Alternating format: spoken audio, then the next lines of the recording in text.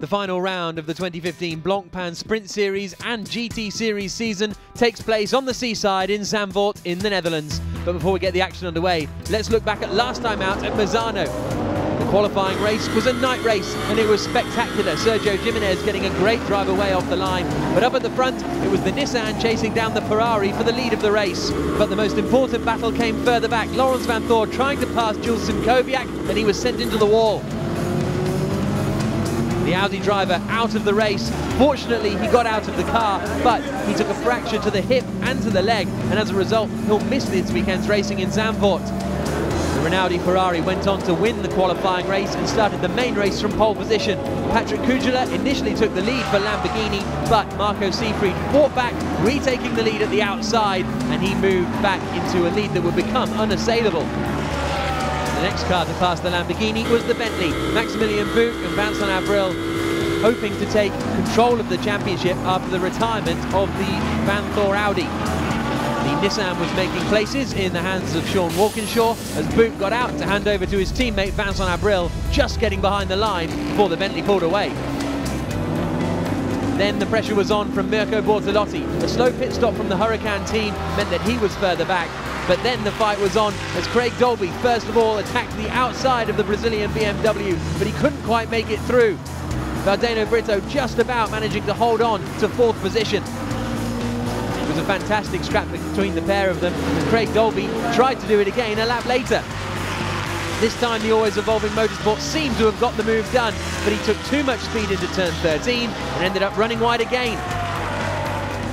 As the rain started to come down, the Brazilian BMW held on to that fourth place. But despite the slippery conditions, the Rinaldi Ferrari held on to take a superb victory. They took pole position and won the qualifying race and the main race at Misano, bringing them into the title fight. For this weekend at Zandvoort, BMW Team Brazil will be hoping to finish the season strongly. They're lying second in the overall Blancpain GT Series Teams Championship and will be hoping they can consolidate it. Caca Bueno and Sergio Jimenez have been unfortunate this season in the Zero car, and Jimenez hopes they end the season well. It's a very nice track, it's very challenging, it's very difficult, no place to mistake. So you need to be very focused all the time. The asphalt is very old, so this is making it more difficult because the car is very difficult to set up.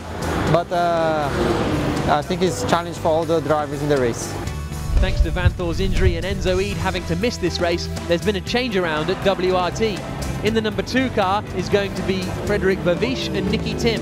Nicky Tim making his Blancpain Sprint Series debut. Vervisch raced in Baku last year. But in the number 1 car, Robin Freins, the championship leader, is being joined by Christopher Mies, and at his home circuit, Freins is confident of the championship.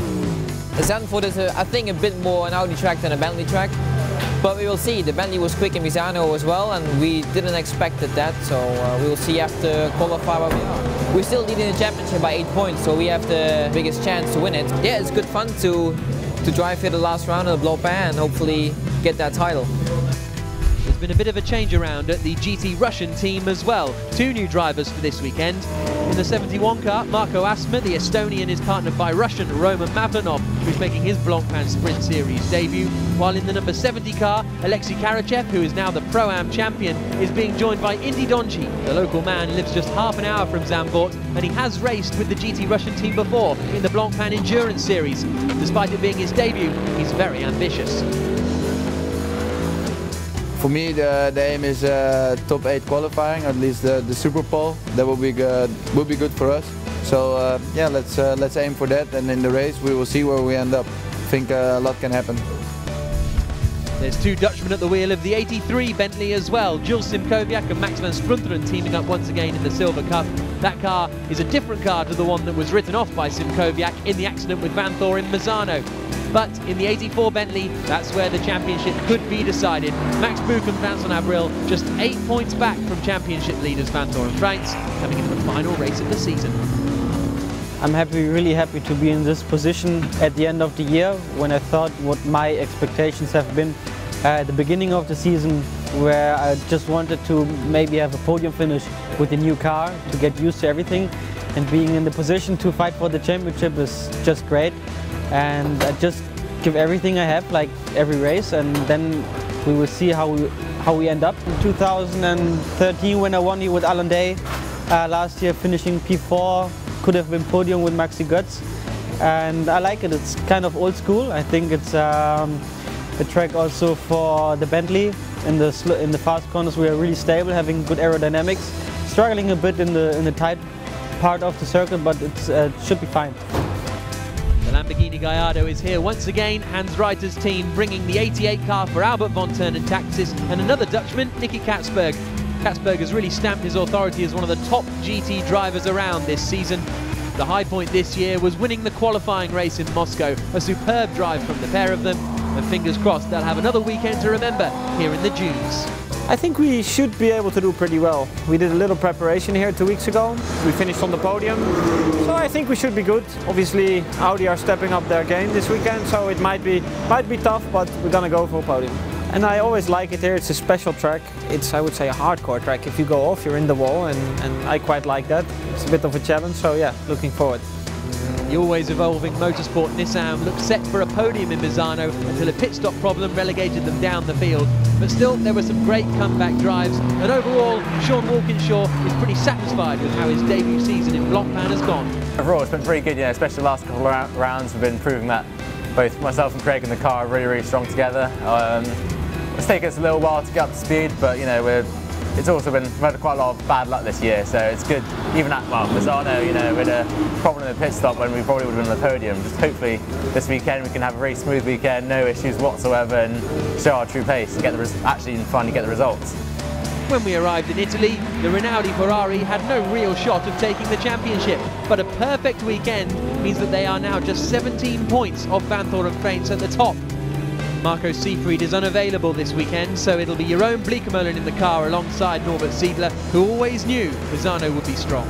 I think we knew before that we could be quick there, and we have a chance to win that race, and we did it. Yeah, it was great for us.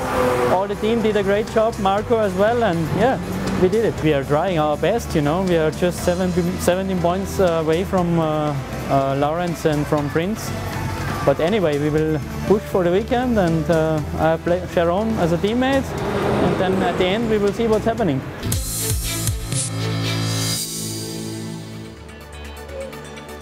It's the final qualifying race of the season here in Zandvoort. It's the weekend where the titles will be decided, and hopefully it'll be a very entertaining weekend of racing.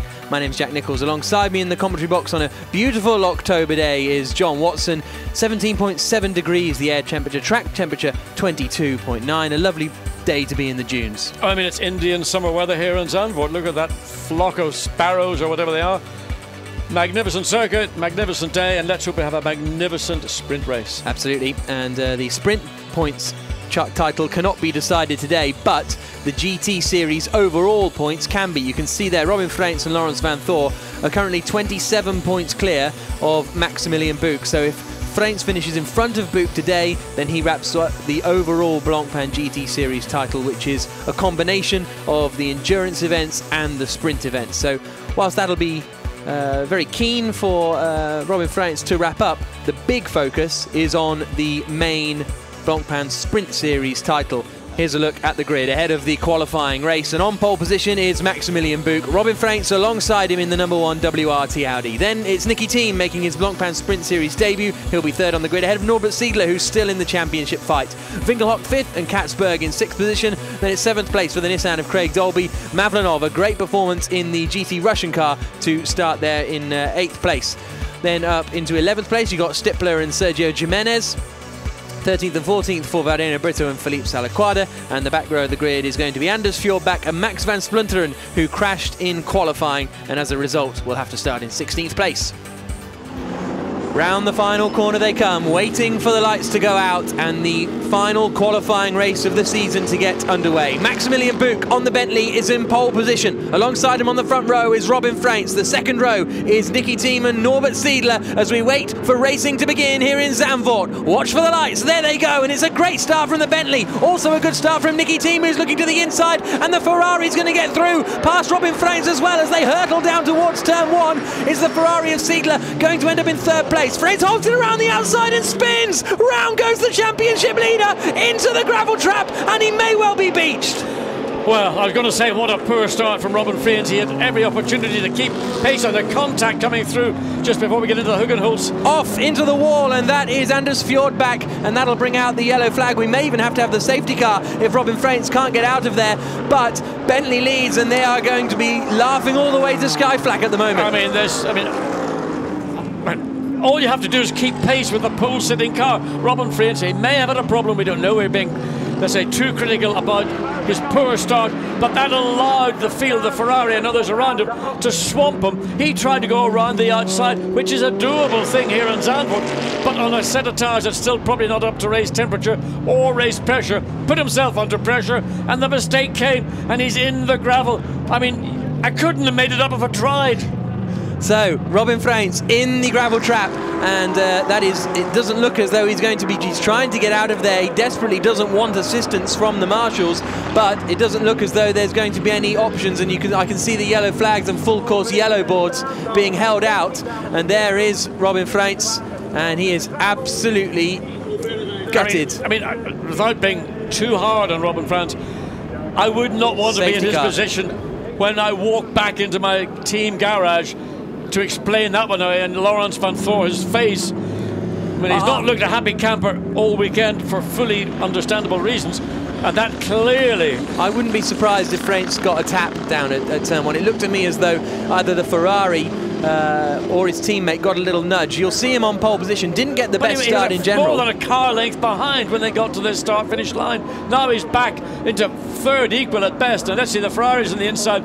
There's only so much. No, I think that was pretty much all on his own. Yeah. I would say he just lost the back of the car. Tire temperature, tire pressure, wrong part of the track, dirtier part of the racetrack. The higher up you are, all the negatives that were going to be available. Well, he pulled the lever on the old machine, and it came up lemon, lemon, lemon. So Robin Friends will be dragged out of the gravel trap. The safety car is out, and this means they'll have to start the race tomorrow from the very back of the grid, which is even worse news really than okay, they'll lose 8 points, and if it stays like this they'll lose the championship lead, but then they've got to start at the back of the field tomorrow. But their joker in the pack is in second place, Nicky Team, who drove, in my opinion, one of the drives of the 24 Hours of Spa this year. He is in second place. He's obviously, it's irrelevant where far behind the Bentley he is. Robin Friends gets the car out, spins it up. I mean, there's gravel everywhere. You can see it coming from the back of the car as he pulls away. Now lost a lap. All he can do is join up to the tail of the field. And what recompense can he do from there? Nothing. The safety car is coming in as they come around the final corner. Safety car pulls in, the racing gets back underway after a dramatic first corner here at Zandvoort, and it's Maximilian Buch who is leading across the line. Nicky Team's in second place for the WRT Audi, and then it's Norbert Siedler in third. Challenge on for fourth position as Nick Katzberg tries to get past Marcus Winkelhock, but he's not going to be close enough on the run into Tarzan this time through, and everyone's going to make it through safely on the dirty inside line now.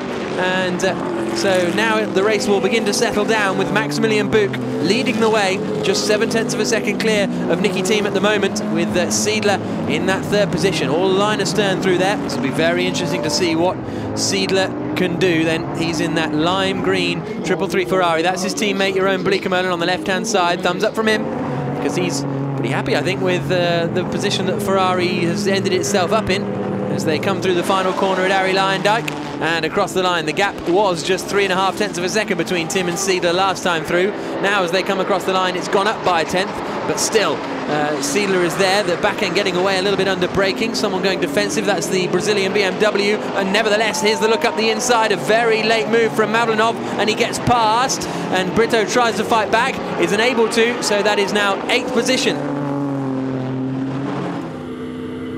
Looking at the start again. So there's the Audi. Let's get a look and see if there is. Ferrari tries to come down the inside, squeezes alongside. And this is going to be the critical point of the corner, so lots of clear air at this point. Well, it's very difficult to tell. It's sort of the way the car breaks away, you could say the way it broke away was quite quick. Go on board with Sergio Jimenez. So Maxi Buch leading the way by 3 seconds, and if that stays like this, he and Vincent Abril will lead the championship by 1 point over Friends and Vanthoor. of course, Vanto not racing this weekend. Seidler would still be in contention, but he'd be a little further back. What's that? 14 points off the lead of the championship. Still not an insurmountable advantage, but Abril and Buch, 1 point advantage, starting on pole position. And that's the key. It's the pole position, the control of the start. Maximilian Buch did a brilliant job, brought it down to the start-finish line. Slats went green, and he nailed it, and he just dropped Robin Freins. And as a consequence, that was then the beginning of that chain reaction that resulted in Freins ending up in the gravel trap, in my opinion, from what I've seen, and I've seen pretty much all the angles that are available to us as commentators, that it was a mistake from Freins. This is side-by-side action coming down into the right-hander, and this is Van Splunteren trying to get past Filipe Salaquada for 12th position. Indy Donci's finally managed to do it then on that last lap. Indy Donci's got up into 11th place, and now it's Max Van Splunteren who is trying to get past Salaquada next in that 83 Bentley, and right behind them is Robin Freins. So in comes Norbert Seidler for the Rinaldi Ferrari team. He's the first man to pit of our leaders. Jeroen Bleekemolen will take over. The tail of the field are coming in, so there's no benefit for them to continue out. So away goes Bleekemolen. Ferrari, and Jeroen Bleekemolen is back out. Let's hope that was a good pit stop, a clean pit stop for the Ferrari.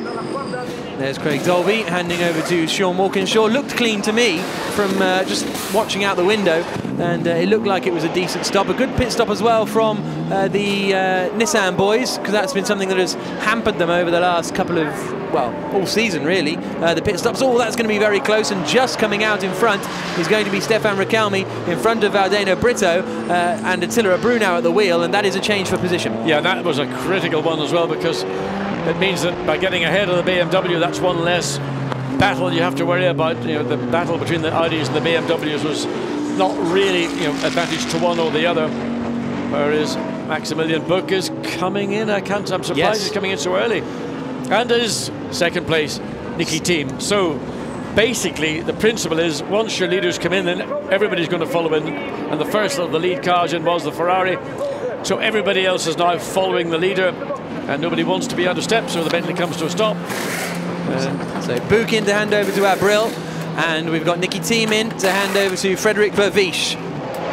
So this is going to be an opportunity for WRT to get this car out ahead of the Bentley, but the Bentley boys doing a good job. There is the Ferrari, and it's going to be Jeroen Bleekemolen is going to be not quick enough. The Bentley gets rolling. Where's the Audi? And Audi's further down the pit lane. It's right at the end of the still pit up lane on the jacks, and it's not down the tyre. The right, left, rear still. So it's going to be possibly a change for second and third. There is the Ferrari coming down the straight. Looks like the Audi's just about safe. But there is some damage now on the Audi, on the number 2 Audi, and I'm not sure where it came from, whether it's from the pit stop or not, how long it's been there either, but the left side of the Audi has got some flappage going on up by sort of the rear window. So positions remain the same. There is Maximilian Buch, who's handed over to Abril, who continues to lead the way. Then it's Frederik Vervisch in second place, and Jeroen Bleekemolen in third position. Here's a look at the replay.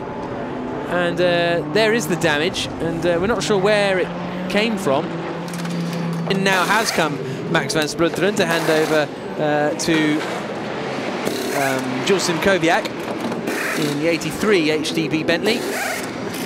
That had to start down at the back. Sounds like they've got a bit of a problem at the rear, but not too much drama as the car heads away and everyone else finishes their run. Anders Fjordbak handing over to Michael Markussen, the new Danish driver for this weekend. There is Nick Katzberg handing over to Albert von Turn and Taxis. And this could see them maybe gain a little bit of time here. I don't think it'll be quite enough to gain them a place, but it will be interesting to see how close they are to the Phoenix Audi and to the 333 Ferrari in front. There is Indy Donci coming in to hand over to Alexei Karachev, and away now goes the Lamborghini. Yeah, problem getting it rolling. They just stalled the engine. No, the engine's still going. It's clicking down to the right rear. That as if it hasn't loaded properly on onto the hub, so they put the gear gun on it again, but there's an issue and they can't decide what to do. Lift the car up, leave the car on the ground. In the meantime, the race leader, Vance Abril, goes through, so they decided to take the wheel off. It looks as if they didn't get the pegs and the dialing in the wheels located, and having a look at it, I mean, it's disaster. Absolute disaster. Now away finally goes Albert von Turnhen-Taxis, but that's a real shame for the Ryder team.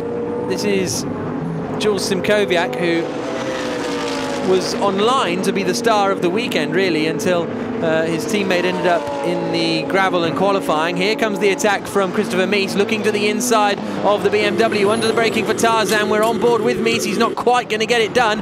And Jules Simkowiak will go, okay, I'll try and go all the way around the outside. I think Mies might have given Attila Abreu a little bit of a nudge there, and he gets through, and Simkowiak follows through as well. Well, and then for the #1 car, that was not for position, so it doesn't even matter. But Simkowiak's move is now for 8th place. Well, that was a strong move by Simkowiak. Saw the opportunity, made it forcefully, but got through in relatively clean terms, and again is still facing the rear of the Audi of Christopher Mies. He wants to get ahead of that car, because if for no other reason, just for his own pride. Oh, and off Simkowiak's just gone off at the chicane, and I think he's managed to recover. Just saw it at the top of the frame there. Here's a look at the replay on board with Christopher Mies. There we go. Oh, it was a big under brakes, just simply locked it up under brakes. Went proper off cross country there, didn't he? Yeah, I mean, that was a big, I mean, just all of a sudden these cars got ABS, so yeah, whether that was something went wrong with the ABS, or whether just simply he was just too aggressive on the brakes. Big news for the championship, a drive-through penalty for car 333, the Rinaldi Racing Ferrari, for pit lane infringement, and that infringement was not controlling the wheel. So they've obviously let a wheel bounce out there. Meanwhile, oh, in too deep goes Walkinshaw. Through goes Raquelme. Raquelme up into that position, and now Bueno's going to try and get through as well. And Walkinshaw might end up getting a little bit mugged here. The Brazilian BMW's on the outside coming towards the penultimate corner. Not close enough. This is all going to play into the hands of Jules Simkowiak. There you can see confirmation at the top. Drive-through penalty for 333, but now Walkinshaw's under pressure. Yeah, he made it coming out of turn 10. He was being threatened by the Audi. He went to the right of the track, dirty part of the track, down into the Hans Ernst chicane, and wow, just saved. And Simkowiak goes to the inside to get past Mies. They're going to hit each other, and Mies almost ends up in the gravel again, and Kaka Bueno dives back through to get past Simkowiak, but Simkowiak's still there on the outside coming up to Gerlach box, and he goes through. So Simkowiak makes up the place. The front bumper's almost totally gone. Well, that's the charade round the bonnet, nevertheless. 7th place now for the Bentley. Wow. I mean, that was tough. I mean, it came down the inside, forced the issue with the #1 Audi. The Brazil BMW slipped up along and tried to get through. And in the meantime, there's a drive-through penalty. Yeah, I mean, there you can see, if it's one clip him holding that body part in place, suspect it's not going to stay on an awful lot longer once it gets onto the straight. Wind pressure. In comes Jeroen Bleekemolen then to serve his drive-through penalty. He may, I think he's going to come out right in this fantastic scrap we've just seen, because he was about 20 seconds or so in front of them, and so it's going to be very interesting to see what happens there as Bleekemolen comes through. So keep an eye out for this squabbling pack. He's at the end of the pit lane now. Here they come over the start-finish straight, and Raquelme is going to get past Bleekemolen. No, so it's only a 1-position drop for Jeroen Bleekemolen and the Rinaldi Ferrari team. So that is going from 3rd to 4th is not the worst thing that could have happened. You're going to be on the same row of the grid. You just lose 1 championship point. In the grand scheme of things, that was not too bad. Probably not, but I mean, it was still a disappointment, and it just shows how easy it is, all the work that's done on the racetrack. And normally it's the other way around. There's the back of Simkowiak's Bentley, and there's bits of tape also now flapping around. We can't quite see whether the bonnet shroud has finally detached itself, but up the hill into Schijfloch and then great corner. You make your commitment, you try and make your apex.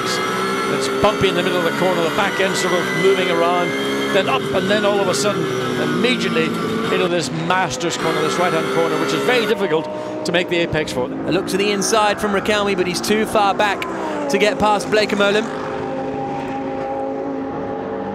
And still, Jules Simkowiak is not close enough either to pass Sean Walkinshaw in front of him.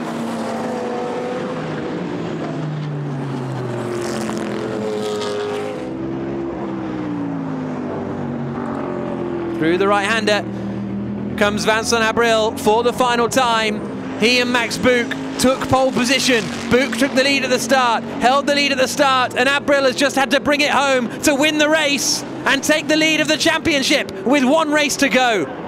What a showdown we're in for in the main race tomorrow here at Zandvoort. Second across the line, Frederik Verwijs and Nicki Thiim. Good job for the WRT boys. And it's going to be a podium for Nicky Meyer-Melnhof and Marcus Winkelhock. Good run from the Phoenix Audi squad.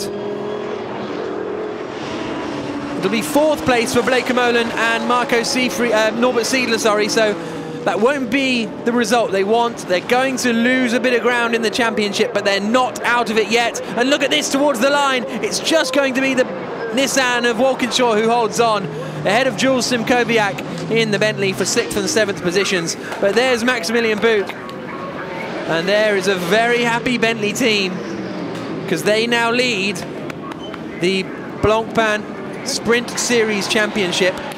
Let's have a look at the results then after 35 laps of racing, and it is the Bentley HTP Continental GT3 of Vincent Abril and Maximilian Buch that win, 5.7 seconds clear of Frederik Verwijs and Nicki Thiim. 3rd place is the Phoenix Audi of Nicky Meyer-Melnhof and Marcus Winkelhock. 4th place for the Rinaldi Ferrari, so they drop back a little in the championship fight. Raquelme Nortelli, 5th. 6th place for Walkinshaw and Dolby. This will also be the grid positions for the race tomorrow. Simkowiak was superb and finished in 7th place. Caca Bueno and Sergio Jimenez in 8th. Attila Abru and Valdeno Brito in 9th spots. Marco Asma and Roman Mavlanov completing the top 10. Bononomi and Salaquadra in 11th. A slow pit stop for the Reiter team mean Albert von Turnen Taxis and Nick Katzberg finished down in 12th position. Let's hear, first of all, by the looks of things, from Maximilian Buch. He and Abril, race winners. Max Buch, congratulations, you've won the race. You're ahead of the championship and you're starting in pole position.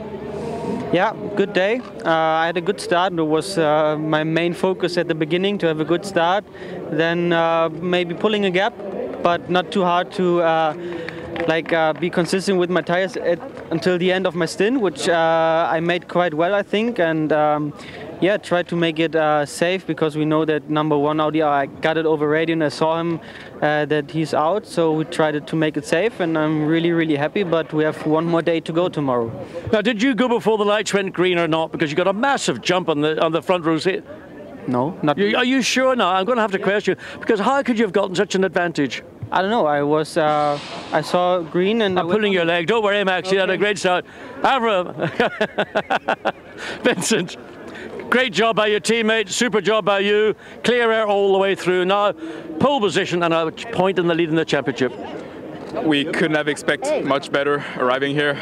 This guy did a fantastic job on the Saturday, so today on qualifying he did a mega lap, and for sure it makes my job much easier, but now tomorrow is when it counts, so we are in the perfect position, so we should keep it that way, I hope. And more importantly, the car's just like it's out of the showroom, unmarked. It is, yeah, as always, huh?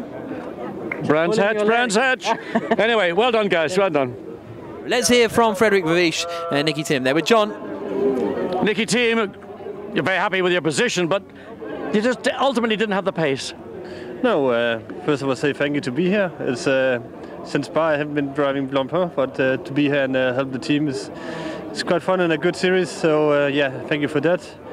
Yeah, for the race, the Bentley is tremendously quick, especially on the straight. So it's not so much we can do. We tried to do it over this distance and in the pit stop, but it didn't work. But yeah, we had a good pace, I would say. So yeah, P2, I shouldn't be complaining. You're not complaining, but no. Obviously you're going to be in the front row of the grid tomorrow. You're going to have the same scenario, lights red, go to green. How are you going to beat the Bentley into turn 1? Yeah, tomorrow's a new day, and I have a very fast teammate, so I'm sure he will figure something out. Well, you better do it together. Frederik, come in. Yeah. Well, second place, you must be delighted. But I can't remember I had a podium, so it's quite a long time. So so very nice to drive at Nicki and then to have the chance with WRT. So yeah, very happy. Many thanks. And there are the trophies handed out to the race winners of the qualifying race here in Zandvoort. Victory for Buch and Abril, the lead of the championship for Buch and Abril by 1 point, and pole position for tomorrow's main race for Buch and Abril.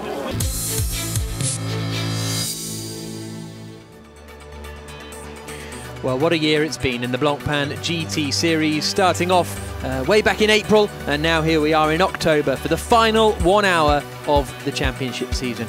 We've got the overall GT series to be decided, we've got the sprint series to be decided as well, and it will all culminate here in Zandvoort in the middle of the dunes just outside of Amsterdam.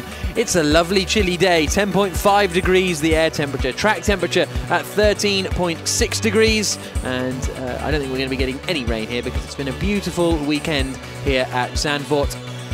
This 4.3 kilometre circuit really has been an entertaining one for the teams and the drivers. The drivers love coming here. Here you can see the undulations and the corners that make up this historic circuit. They've been racing here since 1948, and hopefully today we will see one of the classics in Zandvoort history. 14 corners, 4.3 kilometres, and as I say, a classic venue that has provided us with some great GT racing over the years. And there is the very busy final grid of the season. And it is going to be on pole position, Vincent Abril, the man who is leading the Sprint Series Championship by 1 point over Robin Freins. There is the 84 Bentley, and John Watson has caught up with Maximilian Buch, who is the teammate of Vincent Abril. He's got it all to lose. It's cold. Max, 24 hours ago, did you imagine you'd be in the lead of the championship by 1 single point? No, not really. No, I was not thinking about anything before the weekend, so that's why I'm more than happy to be in the position now. So what are you thinking about now then? Just about the first corner and about the start, that Vincent is having a clean start without any major problem, and then that we can decide after the first flying lap how our race will be and how we can manage it to the pit stops. You got Audis to the side of you, Audis to the back of you, Audis everywhere around you. Are you feeling a bit insecure? No, because we're having no Audi in front. That's our opportunity. If we can take the advantage we have from pole, I think we are capable of doing a good race and maybe pulling a bit of a gap, but we will see what happens. We cannot know that. Now, yesterday in the Parc Fermé, I was teasing you about jumping the start, but it turns out actually you did anticipate the start. Can Vincent do the same thing and not jump the start? I think so, because he did it well in Moscow, he did it well in Portimao as well, and I think now it should be even more easier from pole. So I think he is calm enough to do it. You've got an hour to go till the flag falls. I'll see you then. See you then. Maybe, depending on whether he's in the top 3 at the end of the race. There you can see Frederik Verviers and his girlfriend having a little conversation with Guido van der Garde. They're the former Formula 1 driver for a couple of Formula 1 teams. I was going to say Sauber, but I can't remember if he actually drove for Sauber or whether he was just part of that whole contract shenanigans. But or Guido van der Garde, as I think I should actually pronounce it, seeing as we're here in the Netherlands. One of the top Dutch racers here alongside Frederik Verviers, who will be in 2nd place and starting that Team WRT Belgian Audi Club car. They've already wrapped up the championship. So let's now hear from Nicky Thiem. His teammate Verviers is starting the car. Thiem will be watching, and now he's talking to John. Nicky, Frederik Verviers is going to start the race, but really, has the Audi got the grunt to get into turn 1 ahead of the Bentley? I can tell you in around 15 minutes, but yeah, it will be difficult definitely with the talk of the Bentley, but yeah, we already spoke through our strategy, and I think we're really well prepared, and yeah, we have a great car. We showed in the warm-up, and Frederik was really fast, so I'm sure we can do as we can, and as I said yesterday, we will push to the max today. It's where the points are given, and we'll try and take the victory. I don't like asking these questions, but Nicky, there's 3 Audis and 1 Bentley. Are you going to hunt as a pack and try and corner the Bentley and, you know, control it? That's what we're here for, I think. Yeah, we came here to help the number 1 car, but yeah, sorry that it's in the back now. So we do what we can to give at least the 4 rings a good victory and a good end of the season in the Blancpain.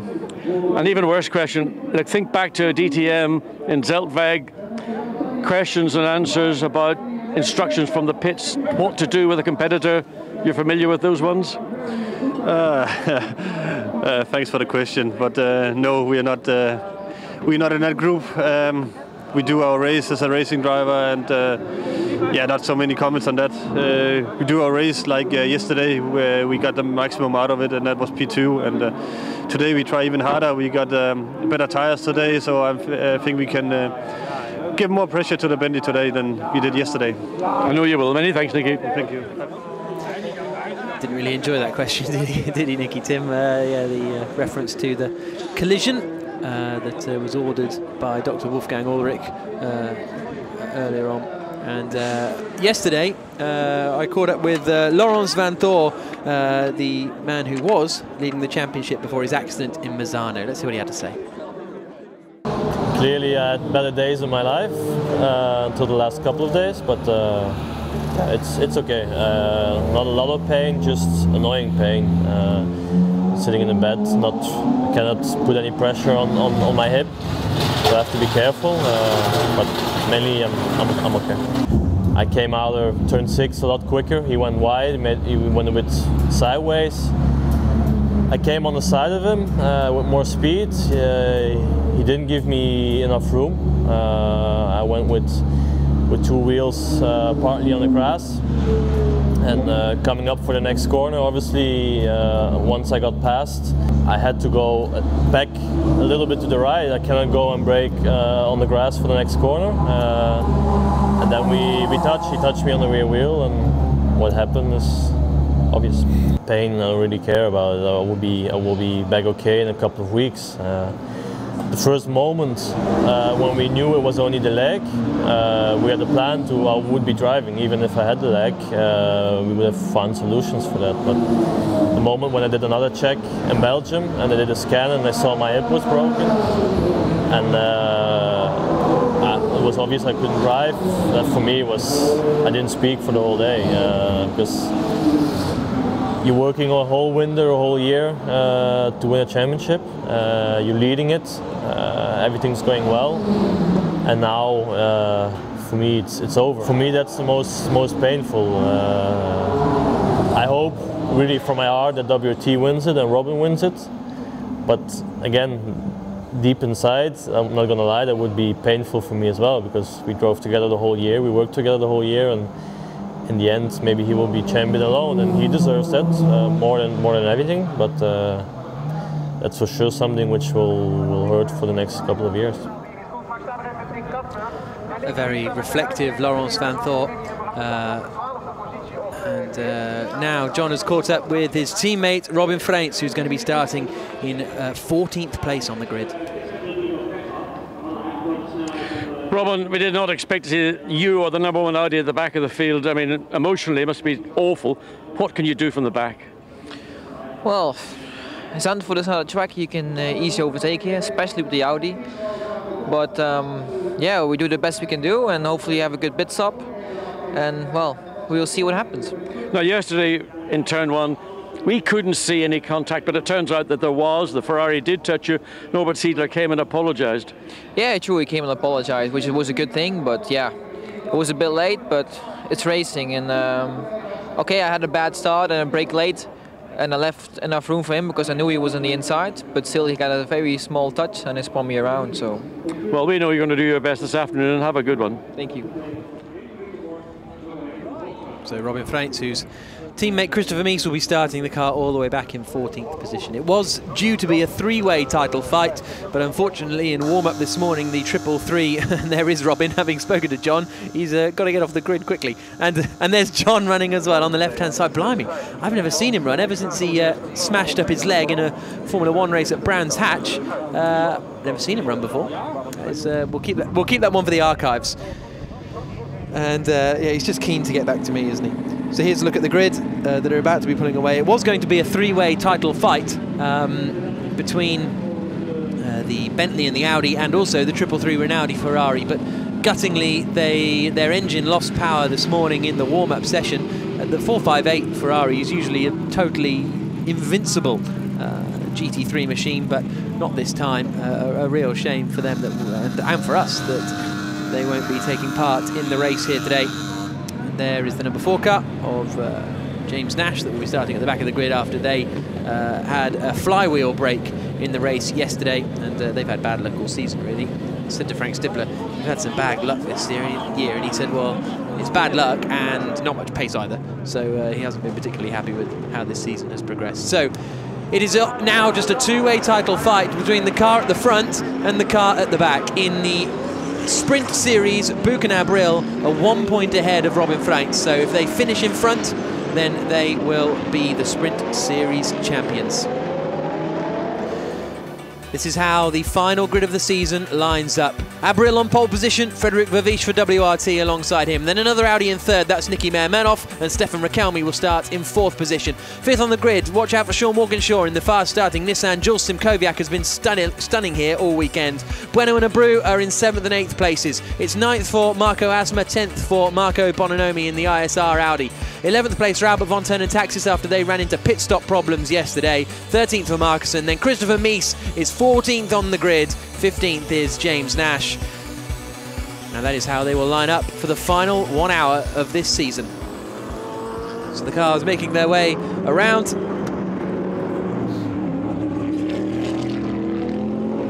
Trying to get some heat in the tyres as they circulate this 4.3 kilometre Zandvoort circuit. So if the Bentley finishes in front, they will win the Blancpain Sprint Series, Buch and Abril. In terms of the overall championship, Bentley have to win to give Max Buch the opportunity of winning that overall championship. If they win and Robin Freins finishes 8th or lower, then they will be the champions overall.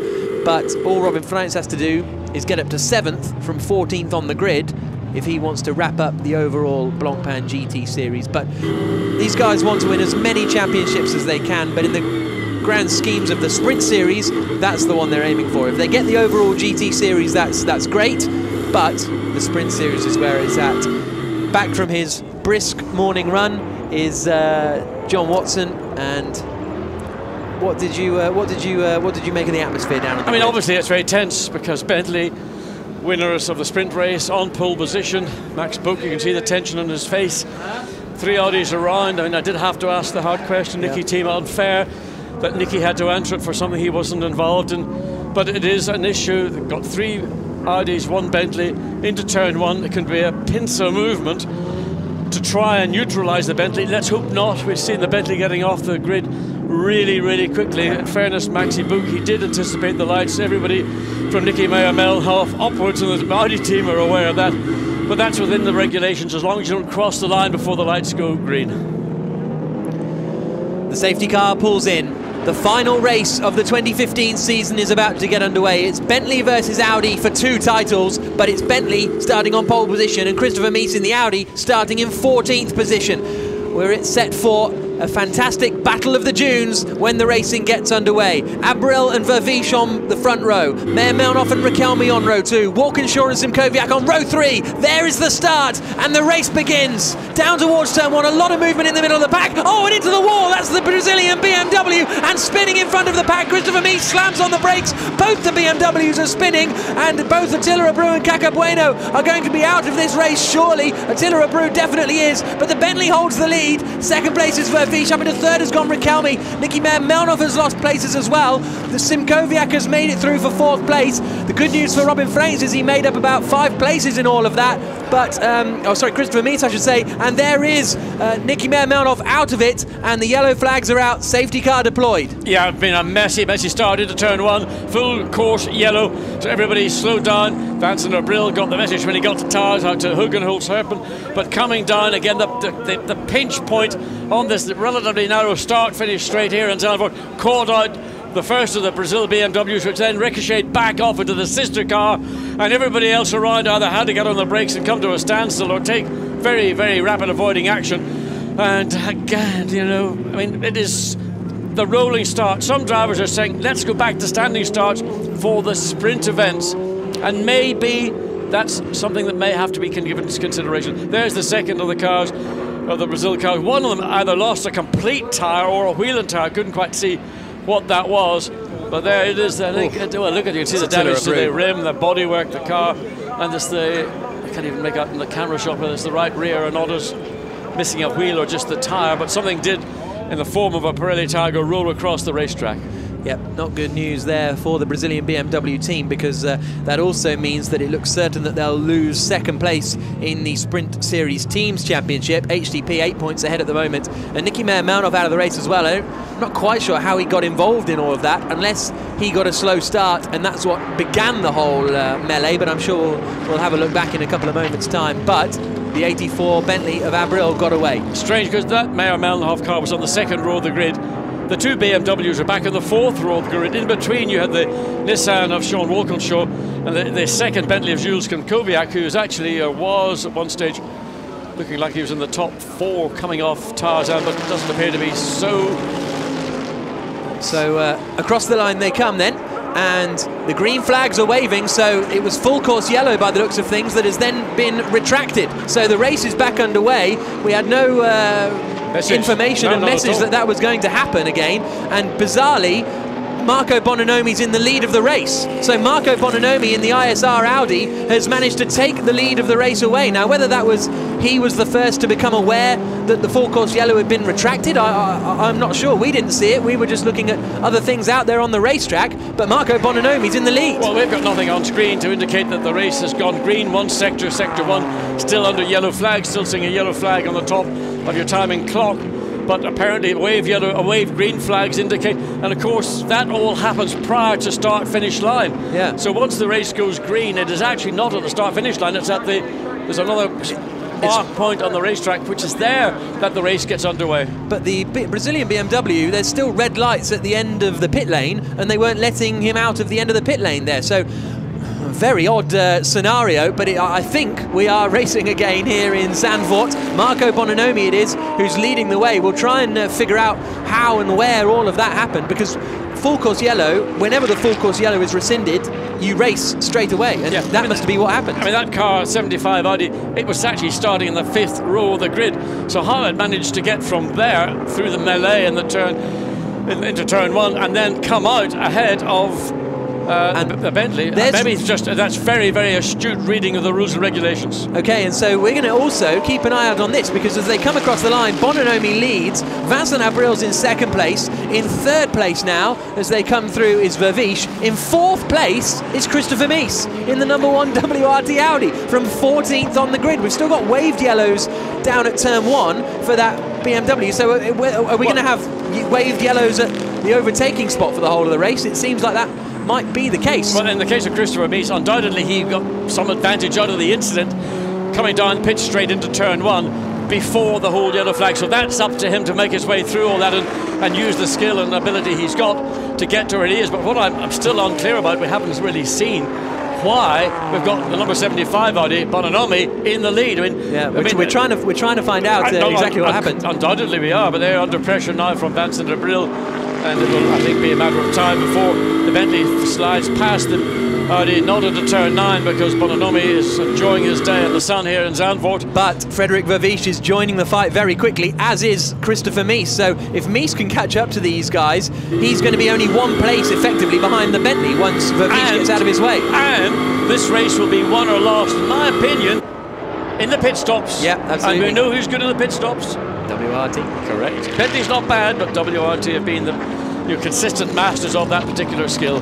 Christopher Mies, purple in sector 1, purple in sector 2. He is hurtling up to the back of this lead championship fight. Absolutely bizarre opening 5 or 6 minutes to this final race of the season. Out over the start line again comes Marco Bononomi. He's going to have to go defensive here, but there's waved yellow flags down at turn 1, and so Abril cannot overtake, and he has to get off the power and not put the overtake in on the Bentley, and that's going to be frustrating, because that car's going to stay there for the whole of the race now. Well, that's the part of the racetrack the Bentley was going to make its easiest pass. It's going to be down into turn 1.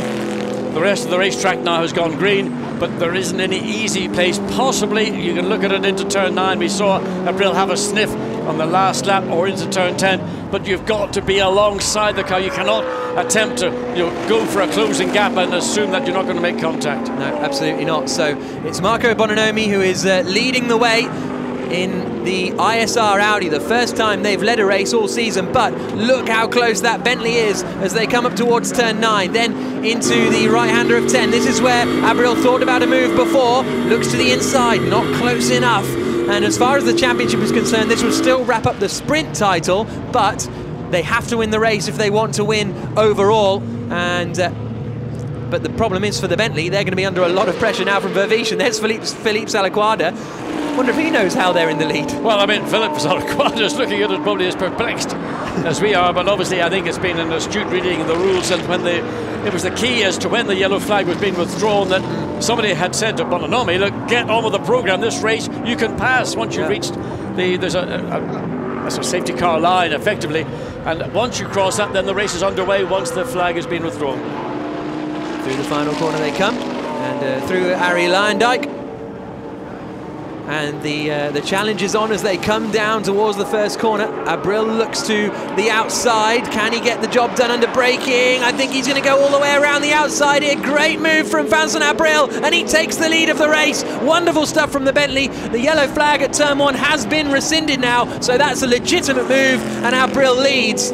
What happened is, when the full course yellow came in between turns 10 and 11, that's the moment you can then attack. And as you were saying, Bononomi knew that and went, fine, off I go. I mean, I don't. Everybody else was probably watching the screens and didn't see that part, but somehow Bononomi got the message, or he understood the rules, probably from coming from DTM, where he has to deal with all that every day in and out. And Christopher Mies as well, presumably, because that's how he made all those places. Mies may well have benefited from the incidents getting into turn 1, but he may well have also been aware and made progress. So we've now got Christopher Mies in 4th place. He's just under 2 seconds behind the battle, which has now gone to the Bentley. The Bentley is pulling away, so they want to let Christopher Mies get through as quickly as possible, as they will do with Frederic Vervish, who is now getting up alongside-ish, well, not quite, coming out of turn 10. Bononomi now has done his job. He needs to get out of the way and let the other 2 Audis get through. But he's nothing to do with the WRT squad. Okay, it's the Audi family, and he is a factory Audi driver, Marco Bononomi, but he doesn't have to let them through by any stretch of the imagination. He wants to finish up as high as possible, and Vervish has now got the move done as they come through the right-hander and out onto the straight again. But that full course yellow, that's the first time we've had a proper full course yellow, I think, in the Blancpain Sprint Series. Here comes Christopher Mies. He's managed to get a much better run alongside. He's up into 3rd place, which will, well, if he gets the job done under braking, which he should be able to do, and that will very quickly become 2nd place. I mean, you said that Bononomi is a factory driver. He's not driving for WRT, but at the end of the day, this is about Audi winning this Drivers' Championship, not about anybody else. And I am quite certain that all Audi drivers have had a common briefing. They haven't admitted to it, but I'm suspecting that that was the case. That we are here to do one thing, and that is to try and get the #1 Audi as far forward as is possible to enable it to be with a chance of winning this championship. It's not going to beat the Bentley on pace. Let's watch the start again and try and understand what went wrong with the BMW, because it looks again, it moves to the centre of the field and then gets... the BMW comes across, well, Attila Abreu comes into Meyer Melnoff. Yes, so then again you can see now somewhere in amongst all that there's a wheel or a tire certainly comes off the BMW. The front right of the... and Christopher Mies has made advantage of that, rightly so, because he wasn't doing anything incorrect. He just read it and saw it and took advantage of it. So watch the yellow BMW come across to the right in a moment, and then has contact and is spat into the wall, and the 0 BMW has to take a avoiding action. And so that's where it all went wrong for Niki Meyer-Melnhof. It was a slow start from him. Simkowiak and Walkinshaw got past. This is the view from on board with Christopher Mies. Away we go down towards turn 1. The shunt gets underway, and he stamps on the brakes and manages to avoid it all. Walkinshaw got quite a big hit in all of that too, but it looks as though he's still able to continue in 8th position. But Christopher Mies didn't get any advantage, as we've seen from that shot. So again, as in the case of Bononomi, good teamwork, understanding the rules and regulations, told Mies, get on it when you go across the safety car line, because then we are gone green. Yeah, absolutely. So 49 minutes to go. Abril leads, and as it stands, Robin Freins would win the overall Blancpain GT Series title, and Vincent Abril and Maximilian Buch would win the Blancpain Sprint Series title, which in a way seems like the fairest result. It would be nice for everyone, but that's not the way that Robin Freins and Christopher Mies will be thinking at the moment. And is there Vincent Voss about to make the radio call perhaps to Frederic Vervish? Absolutely, and I think that it's going to come sooner, not later. I think it is in the interests of the Audi family to let Christopher Mies make as much progress as he can. He certainly was quicker than we saw than Marco Bononomi in the 75 Audi. So, and as Nicky Timms, that's corporate racing. Look, you're not looking at that's corporate racing.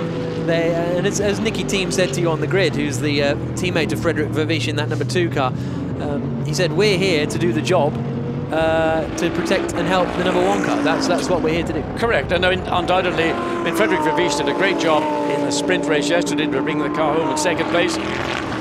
Christopher Mies needs to clear it as soon as possible. The problem is the pace of Vervisch is a strong pace. He's doing a last lap of 39.2, identical to that of Christopher Mies, as opposed to the 38.5 that the Bentley leading, and the Bentley course running in clear air, completely unaffected by any traffic. All he has to do is look forward. What now needs to happen is a message, maybe a pigeon post or something, sent out to Frederik Vervisch and say, you know, remember the 11th of October.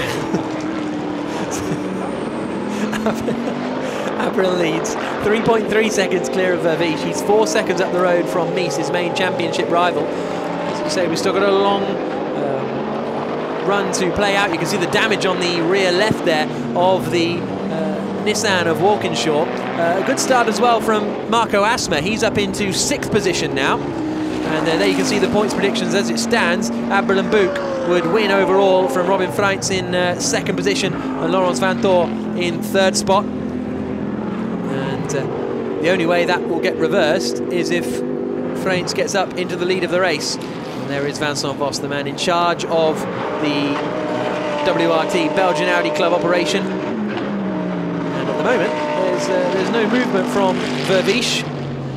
I guess if Mies isn't showing that he's legitimately quicker, then it might not. Well, the problem that Mies has got is that if he gets too close to the tail of the other Audi, unless there is going to be inter-team cooperation. But now let's look at this. Again. There's Bononomi. He's been told, yeah, you can race, so he's gone, okay, fine. Overtakes them all and heads off into the distance. And watch out for the number 1 Audi for Christopher Mies. So there's Mies, and he isn't on it quite as much. But he somehow makes up. But Simkowiak's got no idea what's going on. He's sitting back thinking it's Sunday.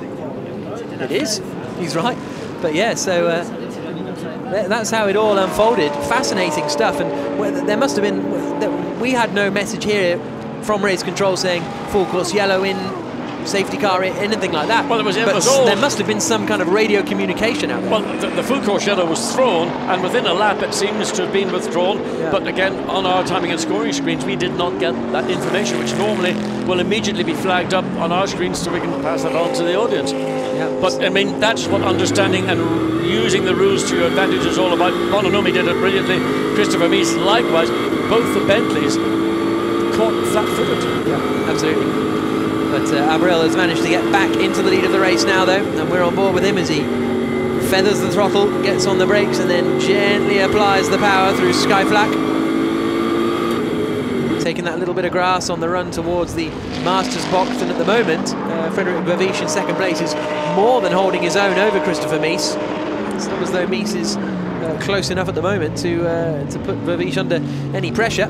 No, he's not, and of course just the problem he will have is because both cars are identical in performance more or less, the difference will come really more from the person behind the steering wheel than it will from the cars. Simkowiak looking to try and make a manoeuvre on the Mercedes. Marco Asma, yes, back for that battle for 6th and 7th place.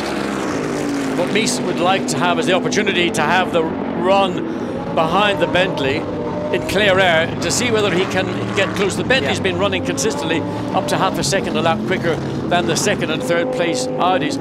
What they need to try and do is get Christopher Mies into 2nd place and mitigate the gap between the lead Bentley and the Audi, so that when the pit stop window does open, which is going to do in 9 minutes, then that's their best chance. That's their only chance in reality, other than another, obviously, safety car intervention. And if things finish like this, you can see the point standings at the bottom. The Blancpain GT Series overall, including the endurance events that we run as well. And Robin Freitz will win the overall championship, which I think, you know, will be satisfactory. You want to do as much as you can, but if you come out of a season winning 1 championship, I tell you what, Jack, you're not a great salesman because nobody in Audi's buying that at all.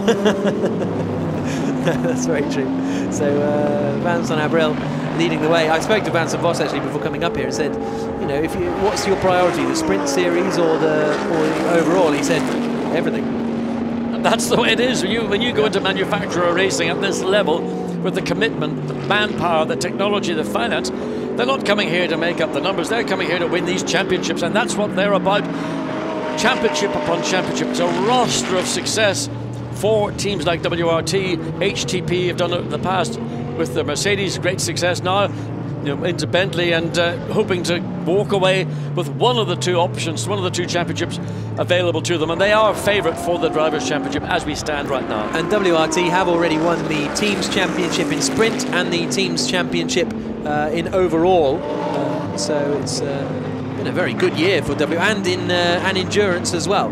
They won from Bentley M Sport by just 3 points at the end of the season in endurance, so it's been a very good year for WRT, but nevertheless they want to end it on a real high. As they, this is a replay of Vincent Abril coming down through the Hunsrück, and just flicking up a bit of debris. Like a bit of some form of carbon fibre, one of probably the little bits of fibre around the sort of the front of the car that deflects air. You want to get that off the racetrack. I don't know if the Audi, the number 1 Audi, didn't pick that up in the spoiler. It certainly didn't seem to appear after that third of the 3 cars coming through Renault roads. So Frederik Vervisch and Christopher Mies are running about half a second a lap slower than Vincent Abril up at the front. This circuit is looking very, very strong for the Bentley team. And Mies and Vervisch are about half a second a lap slower. So that gap will continue to grow at this rate, and you have to wonder whether Christopher Mies believes he can go any quicker or not. Then there's a bit of a gap back to Bononomi, who in turn has been dropped or has pulled away from Stefan Rakelmi, and Rakelmi has become entrenched in the battle between Marco Asmo and Jules Simkowiak. Jules Simkowiak there in that 83 HTP Bentley only needs to finish the race or to be classified to win the Silver Cup title this year, so I think that'll please him. And it's been a good performance in terms of pace from Simkowiak, but he has become a little... He's not, let's say, most popular guy within the Audi ranks, because he's been involved in incidents throughout the season, and you know, sometimes youngsters coming in, very talented, very quick, sometimes have to curb that enthusiasm, impetuosity of youth. Good, that's a better word. This is impetuosity, yes. So Robin Freehan's beginning to process. He's got just under 5 minutes now before the pit lane will open, and I wouldn't imagine we're going to see Christopher Mies coming in too early, but he's got ahead. He's now ahead, so that's been a corporate overtake, I would call it. Yep. So Christopher Mies up into second position then. There's the leading Bentley, and there is Christopher Mies in second place. I presume that was just a move over on the start. Well, it can't have been right on the start line, because he was still 0.7 of a second behind. So somewhere out there, Vervisch has moved over. What you do is you come into the braking zone into turn 1. You might normally brake about 120 metres. You might, in this instance, brake about 300 metres and just roll all the way down into the corner. As they come through now, the right-hander. There is the Bentley, and there is the second place car of Christopher Mies, and there's Frederik Vervisch in third position, and we've got 40 minutes to go, and we've still got plenty to unfold here in Zandvoort. Well, now Christopher Mies has been released from that third place, which he's held more or less since about the third lap, so it's going to be whether Christopher Mies can get his head down and try and get into the high or the middle 1 minute 38. I somehow doubt it, because just the pace Audi have had, they've never been in race context within 0.3 of a second of what the Bentley's been able. I mean, this thing gets on the straight and it lights the afterburners, and that's all you see of it. It's a good impression. It's not bad. So the gap between them is 4.5 seconds on that last lap. It was a 39.3 for Abril. It was a 39.2 for Christopher Mies. So he was a 1/10 of a second quicker, but that's all. The pit stop window opens in just 4 minutes' time. And Sean Walkinshaw's come into the pits, actually. So Walkinshaw's come in the Nissan into the pit lane. Here's a look at the replay of how the overtake happened then. Frederik Vervisch up in front, and Christopher Mies coming down, and he'll just dive up the inside, will he, of Vervisch, who's hanging around the outside somewhere. bit of a tight shot. We can't actually see whether Vish car has gone, whether it's still he gone ahead or whether it's behind. So that must have been it. He must have been up high on the banking. Yeah, I mean, just simply let Christopher Mies go, and gap as they came across the line at the end of lap 12 was 4.5 seconds. You know, they would like to see that gap if possible. We've got probably just over 3 minutes to go before the pit lane opens. Whether they will bring the Bentley in at the earliest opportunity, let Max Buch take over and get the pit stop out of the way, which really would then force Audi to follow suit. Yeah. Because if the lead car makes the pit stop, then you want to be as quickly as possible following its example.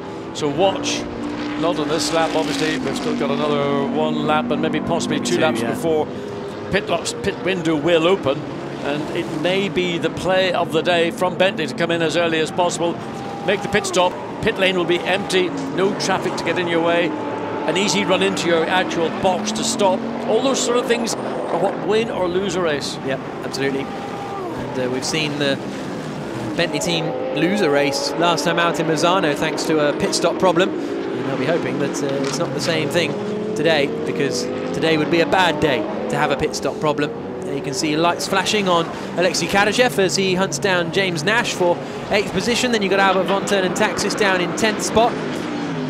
Still got Rakelmi in 5th, Asmer, Simkoviak and the like, but it looks as though it's race over for Sean Walkinshaw in the Nissan.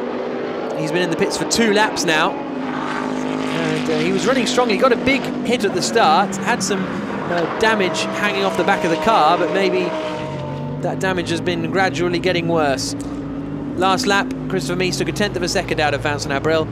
10th of a second a lap isn't really going to do the business. No, I mean, the fudge factor that you might play for is you gain a couple of seconds during your pit stop.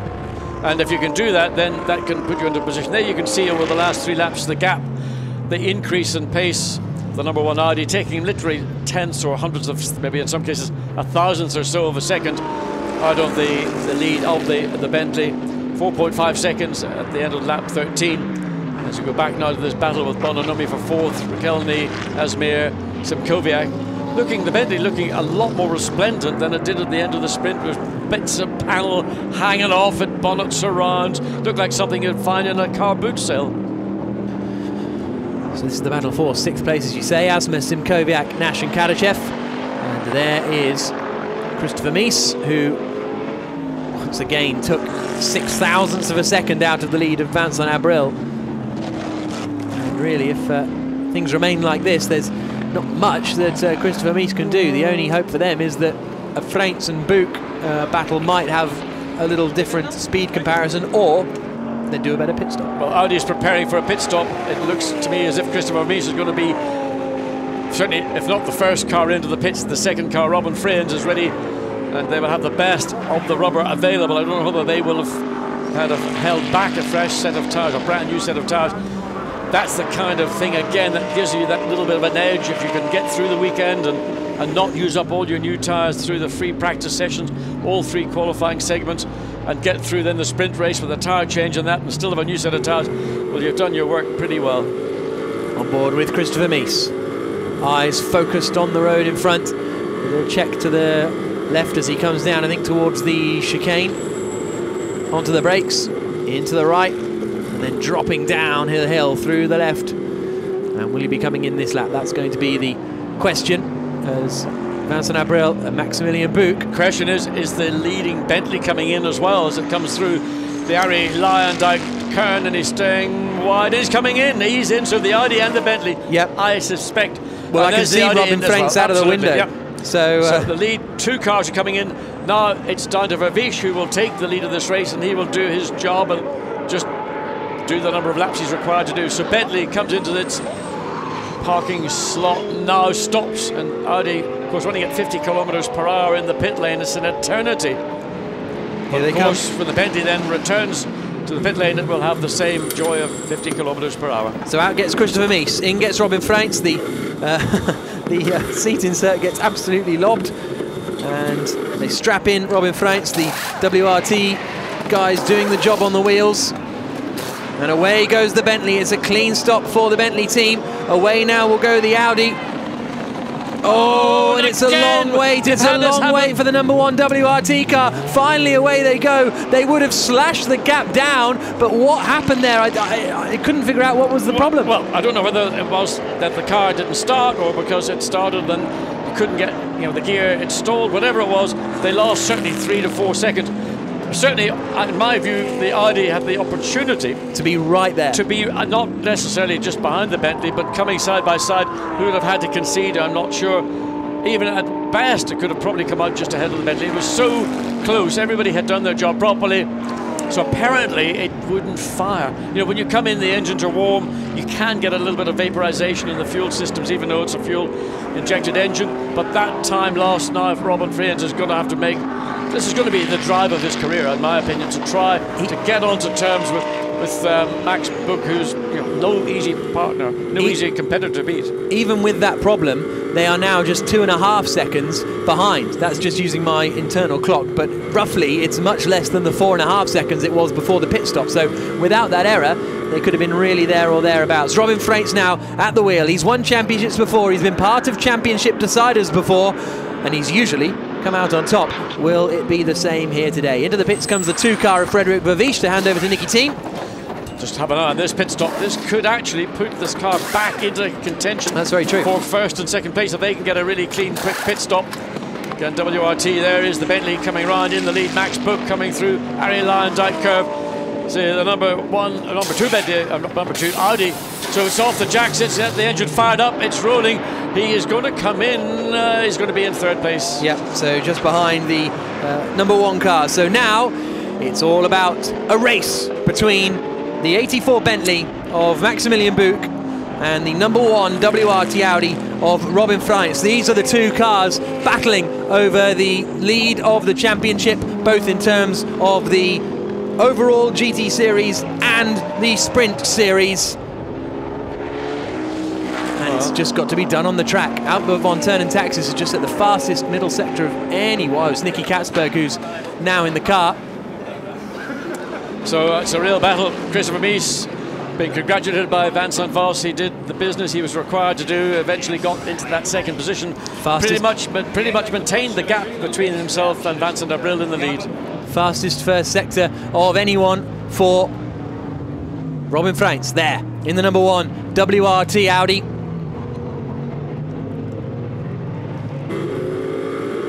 We're on board with Frijns now as he tries to close in on the man in front, Maximilian Buch. He's taken another 0.2 out in the middle sector, so he's brought down 0.4 of a second the gap so far on this lap alone. He is going to be on an absolute mission now, Robin Frijns. Absolutely. Now all he can do is just drive his heart and soul out and try not to abuse the tyre too much. In the course of doing so, of course, you'll lose any benefits you got. Whereas Max Buch, very, very cool customer indeed. I mean, he is such a complete driver. As we go Let's look up the inside. Nick Katzberg, he's going past Indy Donchi as they battle for the positions further down. He doesn't quite manage to pass Donchi on the left-hand side there, but now he's looking to the right-hand side as they come down into the hairpin, the chicane, sorry. But again, not quite close enough. The gap at the front between Frijns and Buch came down now to 1.6 seconds. Considering that was 4.5 seconds before the pit stop window opened, they've made some good progress. Yes, they have. But traffic may well become an issue. Just waiting to see whether the cars at the tail of the field who will then be making their final pit stops. We've got another 3.5 minutes before the pit stop window closes, and then they go in, do their pit stops, come back out. Are they going to come into play in the battle? This is not the battle for the lead at the minute. This is the battle between Nicky Katzberg and Donchi. That's our 9th and 10th positions. Yeah, absolutely. As they come now towards Gerlach Bocht, and then we'll try and close in, and that is the number 2 car of Nicky Thiem that we're seeing there, right up behind Robin Frijns, and he was 1/10 of a second quicker in the first sector alone. There is Vincent Abril. You can see in the Bentley garage, they know they've got a race in their hands. You can see the gap now is visibly coming down, and Nicky Thiem, his car made that pit stop a little bit later than the number 1 Audi, is right on it. That is typical Nicky Thiem drive. I was mightily impressed. Yes, that's the #1 car. The gap's coming down substantially now as Maximilian Buch got an issue that we're not aware of. Is he on the radio? Was that maybe that the view in the Bentley pit we had a few minutes ago? Simkowiak is in for his pit stop on the second of the two Bentleys. Max van Spluteren will take over that car. Now where is that going to come out? It shouldn't come into play. It was in 7th place, just behind the 71 Mercedes, but it looks like it's going to gain a position on the Mercedes and come out one place higher up for Simkowiak. So that looks like it's going to be a net 6th position for Jules Simkowiak, who's handed over now to Max van Spluteren, although we haven't had the 71 Mercedes pit yet actually, so they'll probably still emerge behind. But this is Robin Freins, the man on the mission, closing in on Maximilian Buch as he comes up to Master's box now. The gap is down to 1.3 seconds between the two of them. Nicky Thiem, meanwhile, has gone purple in the first sector, and that man, Max Buch, is going to be starting to look in his mirrors and go, oh, they're coming. Yes, they are, and maybe a little bit premature to think that that champagne could be sprayed in front of the Bentley garage. They're looking... There's pensive looks on the faces of the members of the Bentley team because the lead that they had when they rejoined, Max Buch took over, has been eaten into. Nicky Thiem actually maybe the quickest of these three cars altogether. He had the fastest first sector of anybody on this lap, 43.1 seconds for that first sector. Oh, problem there for the #4 car, Stippler. And, James Nash and Stippler pulling off the racetrack.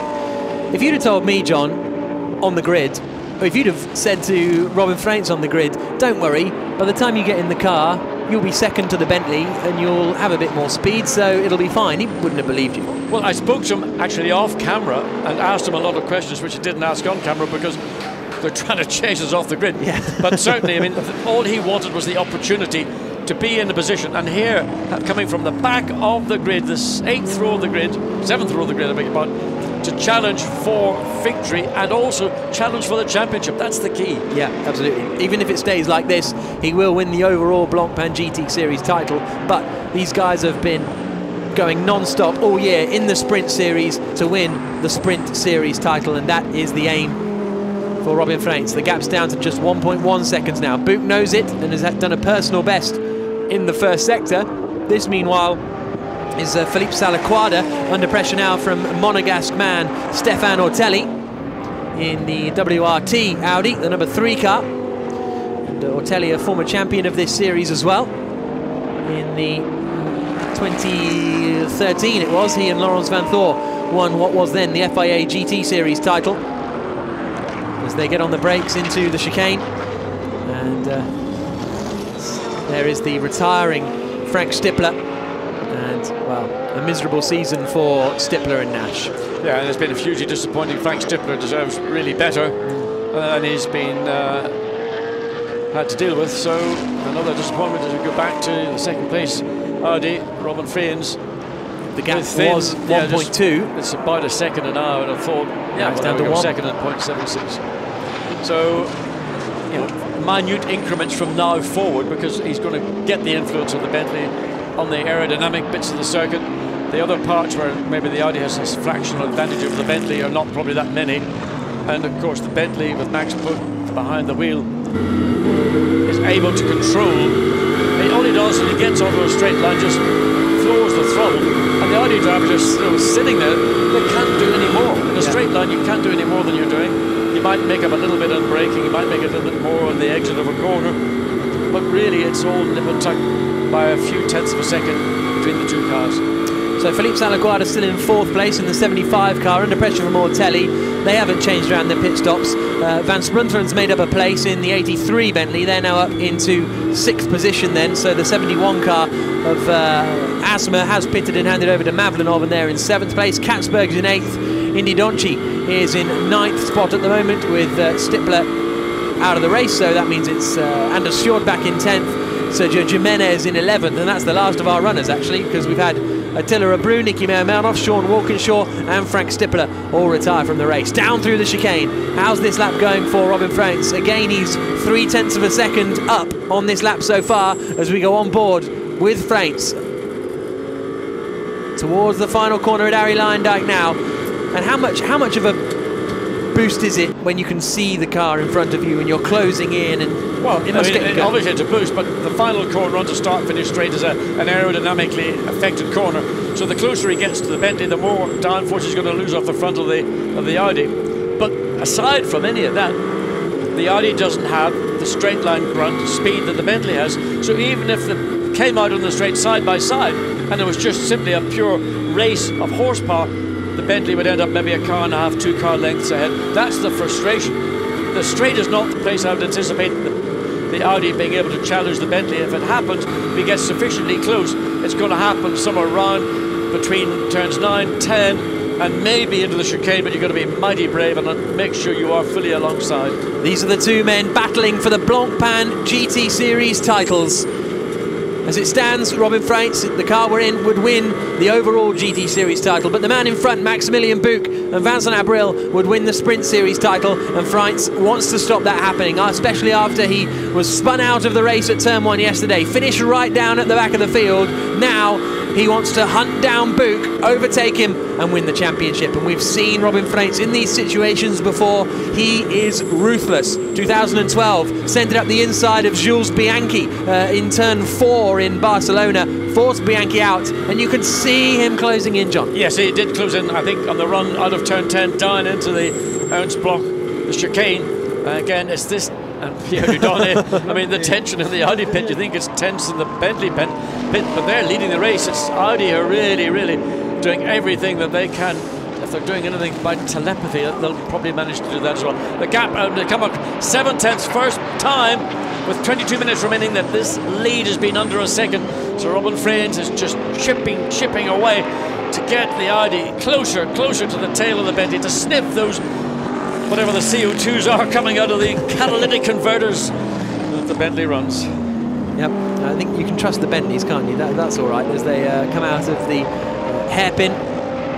Now make their way up through Hunsrück. Look how close Robin Freins is. This gap was 4.5 seconds before the pit stop window opened. Now it is 7/10 of a second as they come up towards Skavlak. Through there, then down towards Masters Bogdan. Look at the WRT crew. Absolutely fantastic that we're in this situation. Whoever wins the race wins the championship, fundamentally. And after 7 rounds of the Blancpain Sprint Series, it's fantastic to be in that position, and it shows the competitiveness that we've had all year between the #1 car and the 84 car, and this is just the kind of grandstand finale we want. Remember, started back in the 7th row of the grid, #1 Audi. If it hadn't been for that incident on the start-finish line, we wouldn't be talking about a race like this. Yeah. Look at the gaps, thousandths of seconds, quarter of a second, 10th of a second. So it's come down, back down to this chicane. Again, the Audi gets close, but can't quite get any closer. And the acceleration now up to the Humo curve, then into the Arie Luyendyk curve. That's where the Bentley's legs can begin to get stretched. And again, for Robin Freins, he knows that he can do nothing. He's just pushing his foot as hard as he can through the firewall and into the radiator and whatever else is in front of us. So, as far what's going on? And there's a bold move from Stefan Ortelli, punting the side of Philippe Salaquada as he tries to attack, and that's going to allow the chance for Max van Splunteren to look up the inside. Not really an overtaking opportunity there. This is all over 4th position. Salaquada, Ortelli, and then van Splunteren. I think van Splunteren could have a shot here. Absolutely, that was an over-ambitious move by Stefan Ortelli to try and squeeze past the 75 Audi. Now, Jules and Kimi, well, I thought the Bentley would have made a better job. Maybe didn't get off the corner quite so quickly, but watch that white Bentley. No, Ortelli strong on the brakes. He can afford to take a slightly higher entry into the corner. Gives him another 3 or 4 meters where he could break that little bit later and consolidates that position. So in 5th place was being challenged by Max van Splunteren, but van Splunteren not quite as combative as his young teammate is. I think maybe if that had been Jules Simkiviak, you might have seen a little bit further action into Turn 1. Yeah, quite possibly. We've got less than 20 minutes to go now here at Zandvoort. Less than 20 minutes to go in this Blancpain GT Series season, and it's all about the battle for the race win. Who will win the championship in sprint will be decided by who will win this race in the final round of the season. Problem is for Freins now, though, he's got as close as he can almost. Yeah, in my view, that's the difficulty he faces, and all around the back of the circuit. I mean, really, as when they come out of the Sky Block up through Master Curve into 9, 10, and down into Hank Ernst chicane, that's the place where the Audi is able to do its good work. From there onwards, it's where the Bentley can stretch its legs and just pull away. That's what gives Max Buch that little bit of confidence, a little bit of breathing space, because he's got that knowledge. He knows that if push comes to shove and the Audi gets alongside in the final turn, he probably will out-drag it down into Tarzan Herpen and consolidate.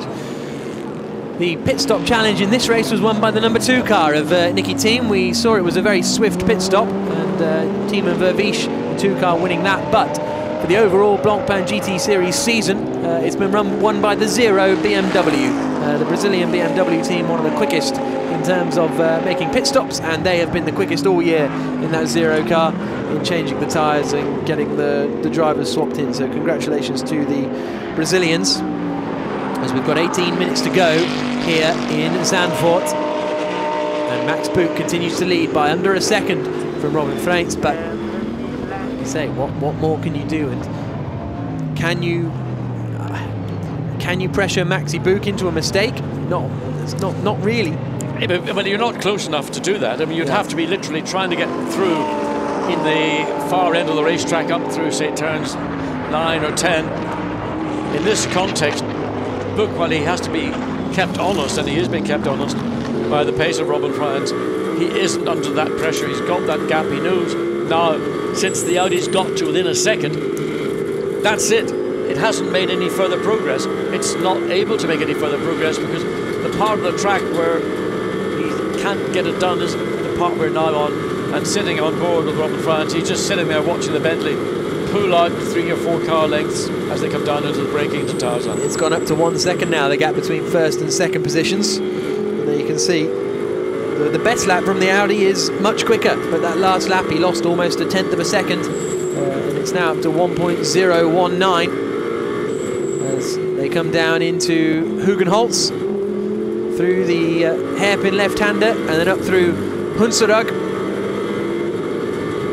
through the right, then through the left, and then up towards the Skavlak corner.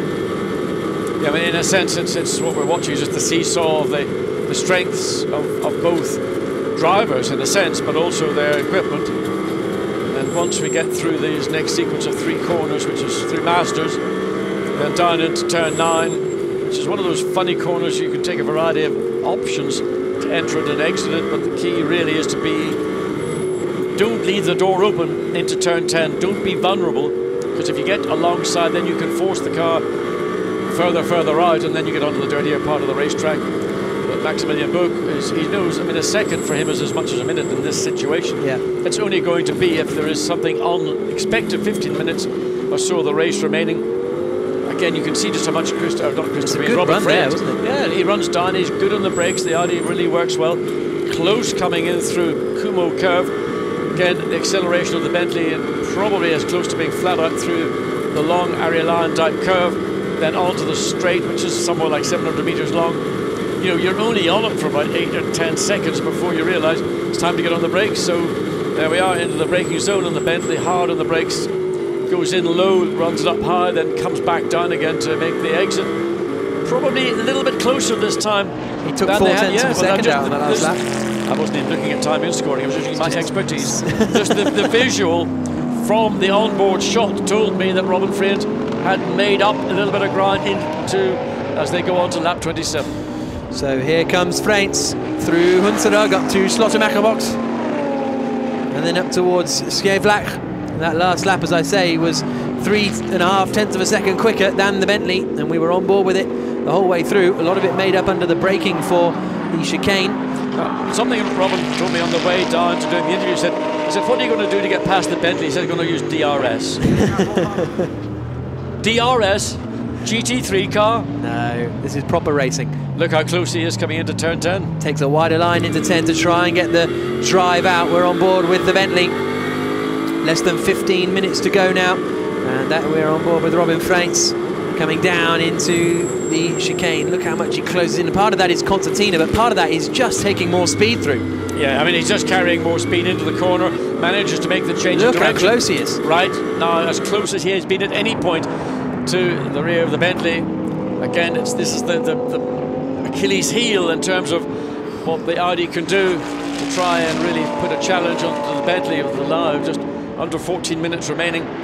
And Max Buch will realise that that 0.6 of a second gap that it was when they came across the line the last time, down to 0.5 of a second. So maybe he's getting a little bit less comfortable. Yeah. The lead gone from a comfortable second to a less comfortable half a second.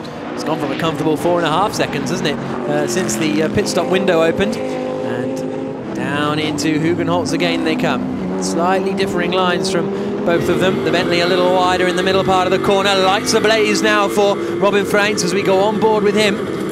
Now this is the flat out sequence, maybe a little bit of a lift as they come up towards the final right. No, it's flat now. At the start of the race it's a little bit of a lift, but flat now as they come down through Skavlak.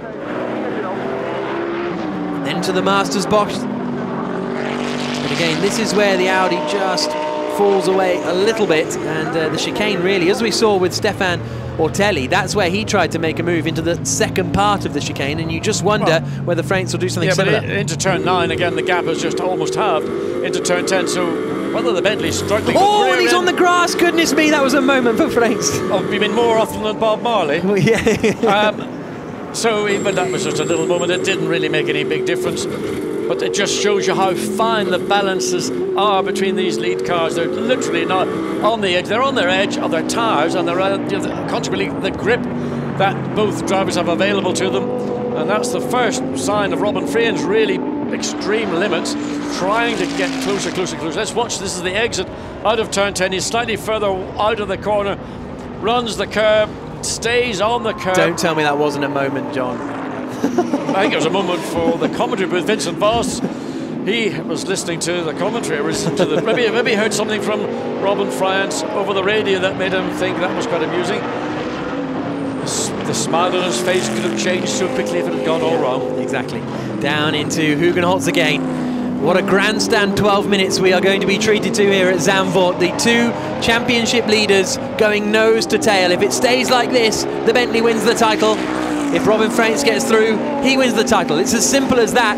No need for combinations and permutations. Whoever wins the race wins the Blancpain Sprint Series Championship of 2015. At the moment, Maximilian Buch and Vincent Abril have a 1-point advantage over Robin Freins in second position. Do you know the untold story of this battle for the lead? Do you know what that is? Niki Thiem? Niki Thiem has just sat there, shadowed everything that Robin Freins has done. And, you know, if circumstances had been different, would that have been maybe Niki Thiem looking to take a challenge to the Bentley? He's just followed everything that Robin Freins has done in the third place Audi. Niki Thiem and Frederik Vervisch, newcomers to the championship for this final round, because Laurens Vanthoor and Enzo Ida were both unavailable for separate reasons. He'd had a prior engagement and Vanthoor was injured at Misano, so as a result Vervisch and Thiem have come in that number 2 car. Oh, and another big slide for Robin Freins as he comes through the final corner at Arie Luyendyk now. How much is that going to be hurting his tyres, those Well, slides? his tyres are obviously hurting, as everybody in the bunch of 3 at the front.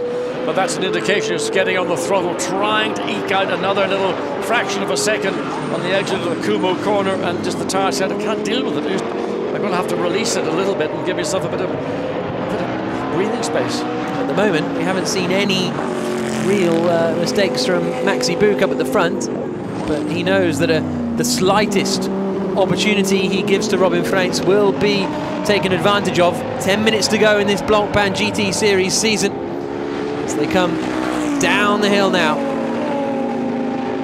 And then up through Hunsrück and up towards Skavlak. Okay, just dropped back a little, Robin Freins. Yeah, I mean, you can't continue to drive at that level of performance without needing a moment to catch your breath and drop back. Also, the reason you might want to do it is, with 9 or so minutes, 9.5 minutes remaining, you've got one more real opportunity to make an attack, so drop back fractionally, just consolidate and then focus on where you can maybe do it, and then try, and then catch the car, the Bentley, the lead Bentley, in the part of the racetrack where you've got your best opportunity to pass, and that best opportunity, we're just coming out of the zone where the Audi is marginally stronger than the Bentley. Absolutely. The 3 cars now equidistant as they come towards the final corner. And then out onto the start-finish straight again. Bentley, Audi. The other Bentley down in 6th position. Still, Stefan Ortelli is just half a second behind Filipe Salaquada as they continue their battle over 5th place. Down into turn 1, and the gap was 7/10 of a second, so it's ebbing and flowing, you know, by a tenth here, a tenth there. You can see on lap 28, it was 14,000ths of a second was the plus, or the negative time out of the Bentley, then fractions of seconds lost in the next 2 laps. So up the hill, and how many minutes? 8 minutes, really, which is going to be the best part of 5 laps. Yeah, 4.5 laps. maybe not even that. But this lap plus 4. Yeah, that's probably most likely. So 4.5 laps to go, fundamentally, in this Blancpain Sprint Series race. It's about 1:40 per lap. As Frijns comes through Mastersbocht, now towards turn number 9. Takes a wider line in than Maxi Buch there. But in general, they're using reasonably similar lines everywhere on the circuit. As Frijns now gets on the power. 11 runners, Stippler, Valkenshaw, Meermanhoff and Abreu all retiring at various points of this race. Ortelli still running in 5th place, Max van Splunteren and Jules Simkowiak in 6th position means that Simkowiak is about to wrap up the title. And the fans here at Zandvoort are hopefully enjoying this grandstand finale, if they're maybe not enjoying the weather. Just 10 degrees the air temperature, but on track, temperature's rising. Yes. What's the gap going to be as they come across the line now? Similar, probably 8/10 of a second. I mean, it's almost irrelevant if there's 8 or 7/10 of a second. It's just simply the difference can be made up in one sector of the circuit relatively easily. And again, you know, I'm just looking at the 3rd car, these 3. That to me is the car that right now, if they were running in clean air, would be the quickest of the 3 cars. Good drive this from Niki Thiem, who has finished on the podium at the Spa 24 earlier this year. And has been a very strong racer over the last couple of years, former Porsche Super Cup champion. As they climb up the hill, up towards Skyflak. Through the right, 6.5 minutes to go. There's Vincent Abreu, and I don't think he can quite cope. I mean, there's an unbelievable moment for him. First time he's in a position to be a champion of a Porsche GT race series. Maxi Buch has been there, has had that experience, but look again, coming into turn 10, the Audi's right on the rear of the Bentley. So it's an opportunity, it's a long shot. Is Robin Frijns prepared to put... Just kicked up a bit of dust on the exit, didn't he? And that's lost him a bit of momentum. He'll be later on the brakes, and the Bentley coming down into the chicane carries more speed through. And a good drive out of the corner for Robin Frijns, but again, he's just not going to be close enough to that Bentley as they have 2 corners left on the circuit. Through the penultimate corner, and then the Arie Luyendyk curve, which is easy flat. So that, to me, is the area of the circuit exit of 10 down into the chicane that Robin Frijns has, I think, in his own mind decided is where if I can make an opportunity to get past, I'm going to have to make it stick. And it may not be pretty, but if you've got to do it, that's probably the best part of the racetrack for him to do it, both braking in a straight line, and then it's going to be about who's going to be the bravest to try and take control of the corner. Nerves in the Bentley garage. 5 minutes to go, and really it's been this situation for the last 20 minutes, really. And there's nothing Robin Frijns has been able to do so far.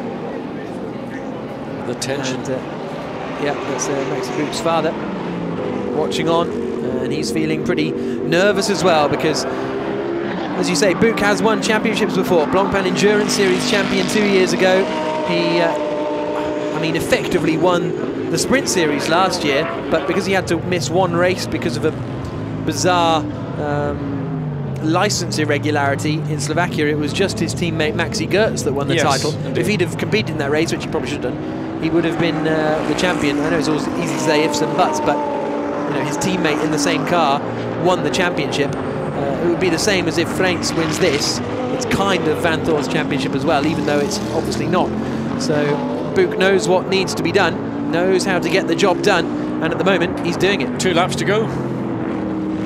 Through the final corner, round Arie Luyendyk, and out onto the start-finish straight once more.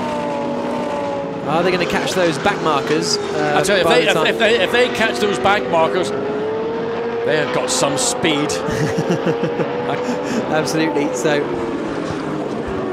into the hairpin at Tarzan again.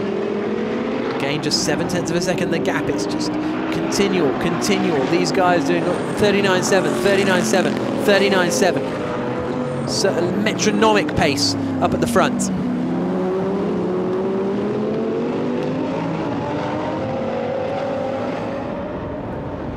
Through the curves of Hunsrück and Slotemacher. Still the nerves in the pit lane. As they get on the brakes into the right-hander. Then into Masters box. Back end a little twitchy for the Bentley of Buch, but he keeps it together for the time being. Out through turn 9, down towards turn 10, and no one really can cope. If Buch wins this, he is the overall Blancpain GT Series champion for the season and the Blancpain Sprint Series champion as well. Oh no, sorry, Robin Freins will still win the overall title, but Buch will win the Sprint Series title. If Freins gets past, he's the one who will win both. Out of the chicane, and again, Freins is close, but not close enough to put Buch under the necessary amount of pressure yet. On board we go with Robin Freins. Flat out through the final corner. The gap was 7.5 of a second. Last time they crossed the line, it'll be somewhere similar. It's down to half a second now for Robin Freins. That's the closest he has been. He's gone in very deep on the brakes into Tarzan. You can go a little bit wider through there. And look how close he is now to the back of that Bentley. They're on the penultimate lap of the race now.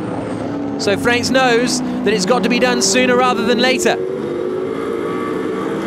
And these two battle it out in similar circumstances in the Algarve, and on the last lap, Buch started to go defensive, and that's what harmed him in the end. That's what allowed Freins the opportunity to make the overtake. Are we going to see something similar this time around? On board again with Freins, the man in second position.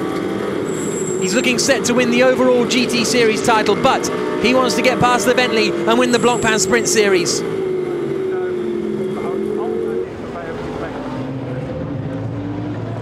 The last time Freins took part in a full season and didn't win the championship was way back in 2009. And look at the back end stepping out.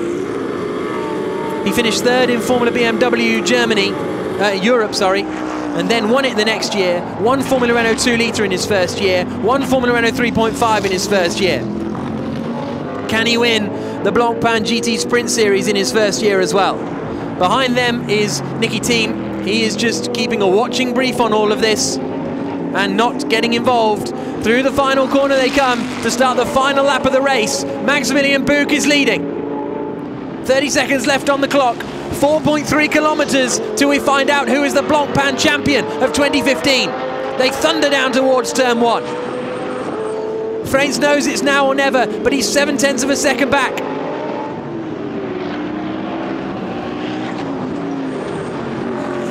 Into Gerlach, down into the hairpin. That's the Bentley team.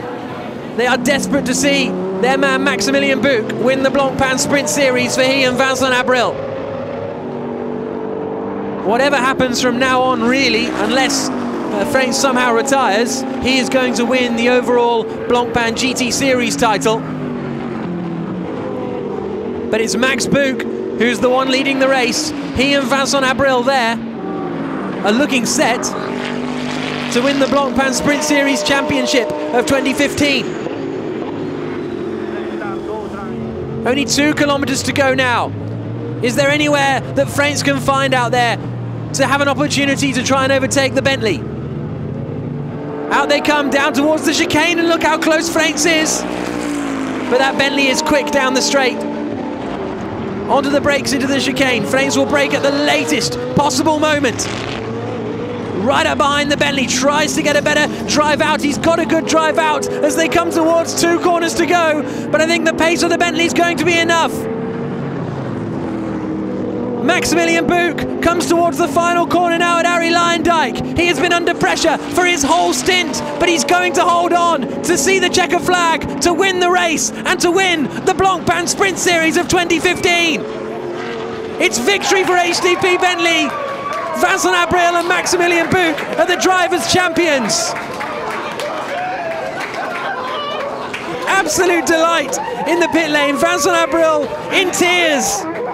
Call him on the radio. Tell him fantastic. They're going to call Maxi Buch on the radio to tell him what a good job he's done. And here is... It's on the radio. It's on the radio. Maxi, thank you so much.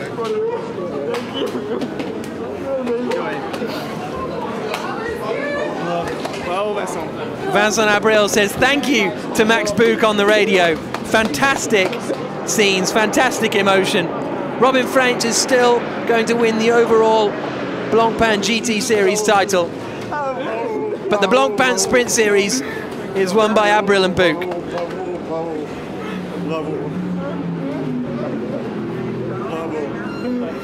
What an outpouring of emotion.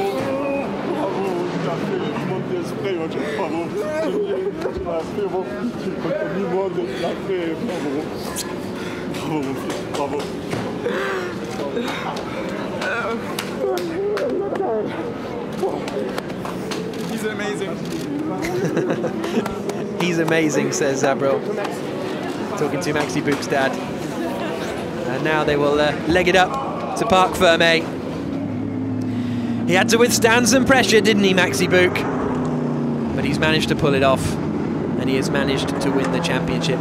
Philippe Salaquada finishes the season with a 4th place finish, the highest place finish for he and his teammate Marco Bononomi. Maximilian Buch enjoying it. Won the Blancpain Endurance Series in 2013. Did Maxi Buch. He won the FIA GT3 European Championship in 2012. How good is it?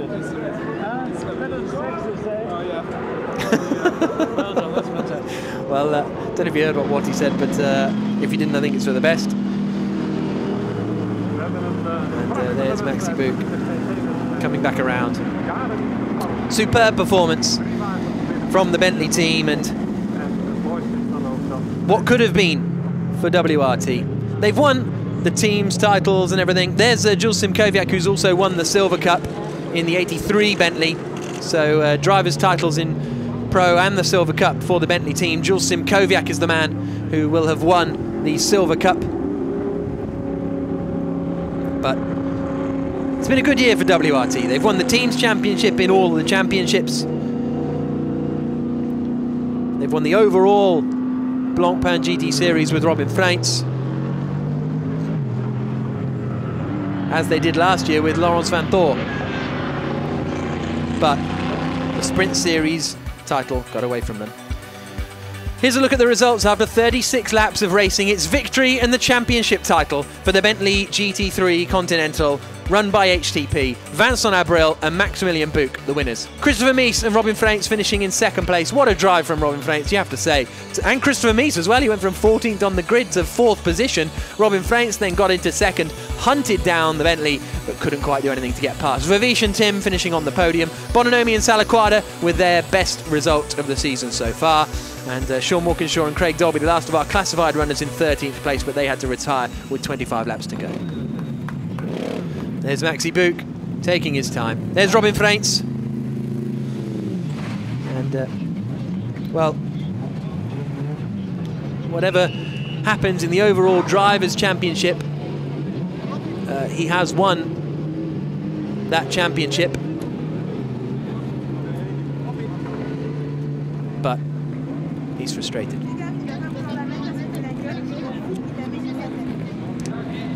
What more could he have done, though, I suppose? It's almost going to be more frustrating for Robin Freins because he was almost there. If he'd have been pootling around at the back in 15th place, hadn't made up any positions, maybe got up to, 10th, the disappointment probably wouldn't have been quite as strong. But because he got so close, he could see the back of the Bentley, and he couldn't do anything about it. And that will be tough. They're all waiting for Maxi Buch now to return to the pit lane.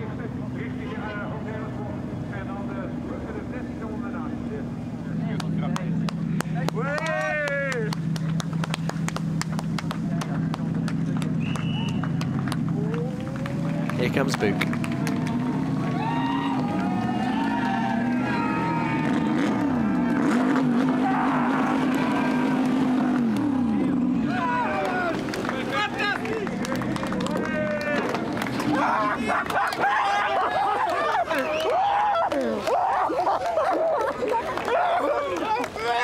You made me cry.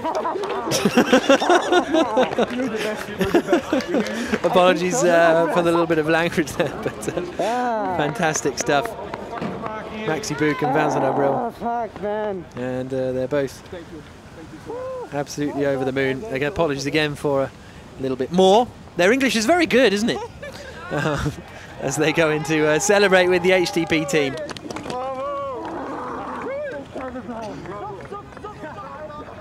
So once they are sorted and have got their helmet off, then they'll be chatting with John. And presumably there's nothing John can rib them about today. But let's go and find out from Maximilian Buch and Vincent Abril, our Blancpain Sprint champions. Vincent Abril, champion, how does it feel? I'm not realizing what we did today is amazing. I'm blessed to be part of a team like this and to have a teammate like Maxi.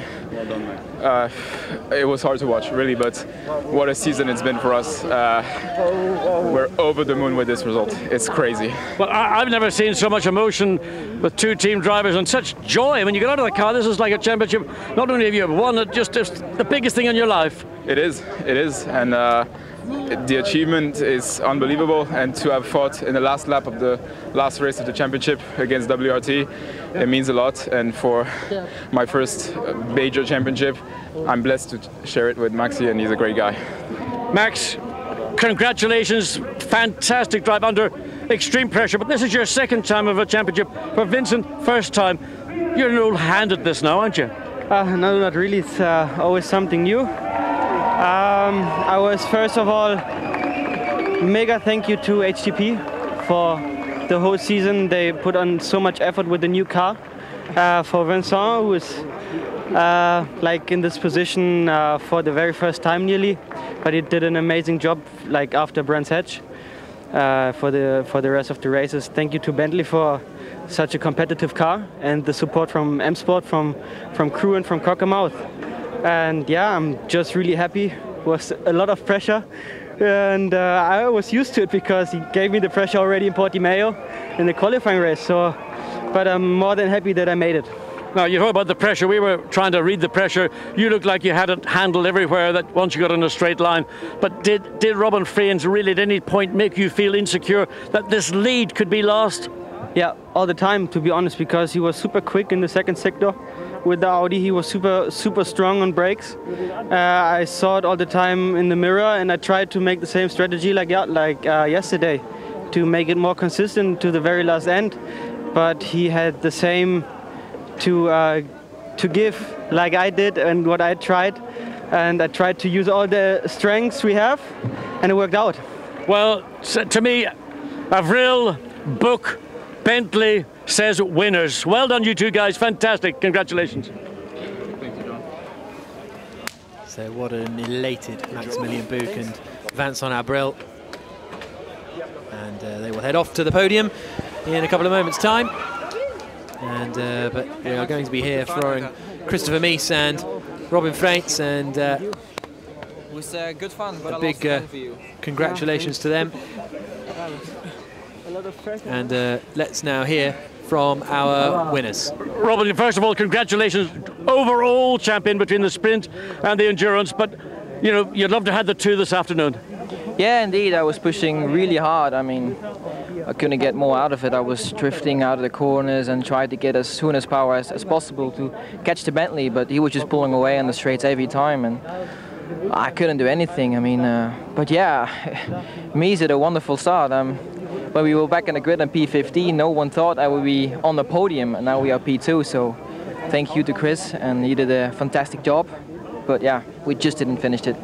I hate asking you all these tough questions, but Robin, what happened when you about to leave the pits? Did the engine stall, or would it not start? No, it wouldn't start. I was pushing the button and nothing happened, and suddenly it went, so we lost 2 seconds with that. It was a shame, but I don't know what the problem was. but the gap ended up being 4 seconds when you got back on track. You got that down to under half a second, but just the strength of the Bentley on the quicker parts of the racetrack, nothing you could do. No, the last corner, which is almost flat, and if you drive behind the car, it's just like massive understeer and you're just losing the front end. So yeah, if you lose the front end there, then you lose top speed, and even though the Bentley is quicker on the straight, so yeah, it's a shame. Well, Robin, look, you're overall GT champion. Congratulations, you've continued the trend. Every championship you enter, you've been a winner. Yeah, true, but I see the sprint championship, but yeah, I'm overall championship, which is a good thing, but finishing P2 is just not that satisfying. Look, have fun and enjoy it. Relax. You did a fantastic job. Christopher Mies, come into the camera here, Christopher. You started at the back of the grid. Big mess going down to turn 1. Full course yellow. But a lot of people didn't realize that the safety car line is out on the exit of turn 10. You and Bononomi realized that, or your team told you, and suddenly you came around in 4th place. Yeah, it was a lot of confusion, you know. I saw the big start crash. I thought it's going to be a safety car, but it was a full course yellow. Anyway, I gained some places there, and then at the restart, like you said. And after that, I had a good fight with Marco Bononomi. Sure, I didn't have to fight that hard against the other Audis, but I think that's the same for everyone who's fighting for the championship. And yeah, we came from last to P2. I think both of us gave everything we could. We had a perfect pit stop. In the end, it was just a tiny bit too less to win the championship for Robin, but I think he can be proud of his first GT season. Well, Christopher, congratulations. You did a brilliant job to get the car into position to give Robin the chance. Well done. Thank you. So Robin Freins, he's just won a championship, but he's a bit narked because he's finished in 2nd place, classic. So now let's hear from 3rd place, Nicki Thiem and Frederik Vervisch, first of all, with John. Frederik Vervisch started in the front row of the grid. Great job to keep the car in contention. Yeah, I tried to contend for the Bentley, but they are really quick. So they started on new tires as well. So we didn't. And yeah, my main job was to try to overtake or at least keep the gap as little as possible, and then to overtake in the pit stop. But yeah, the restart there we were not awake, or there was a confusion. We thought normally there was a countdown, but there wasn't, and some people were alert, and we weren't. So, Nicki, another blinding drive, fantastic. I mean, to me, you're the quickest guy on the racetrack after the pit stops. You just sat there like it was a Sunday afternoon. Yeah, I had a good Sunday. I watched the title battle from the front row. So yeah, it was fun. Great GT3 racing, I must say. It's really fantastic. I could imagine from television it was also exciting until the end. We had a good car. I was hoping Robin could do something that I could help him. It's hard for me to involve in a title battle. I'm here to help the team, so of course I stay behind and watch. I tried to save my tires until the end and then to attack, but again it's hard to do something against your teammate who you're here to help. Well done, you two did a great, impressive job. Thank you. Nicki Thiem and Frederik Vervisch there, who will finish in 3rd place. Here's a look at the Blancpain GT Sprint Series Championship.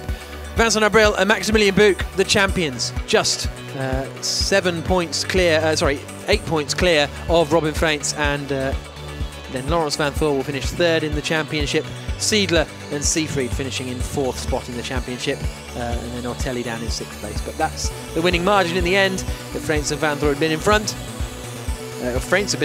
he would have won the title. Further down, you see the likes of Caca Bueno and Sergio Jimenez, who have had a difficult season and it didn't end well with a retirement. Dolby and Walkinshaw picked up some solid points as the season drew to a close. Nicki Thiem and Frederik Vervisch, after a strong weekend, end up finishing in 19th place alongside Bortolotti and Patrick Kujala.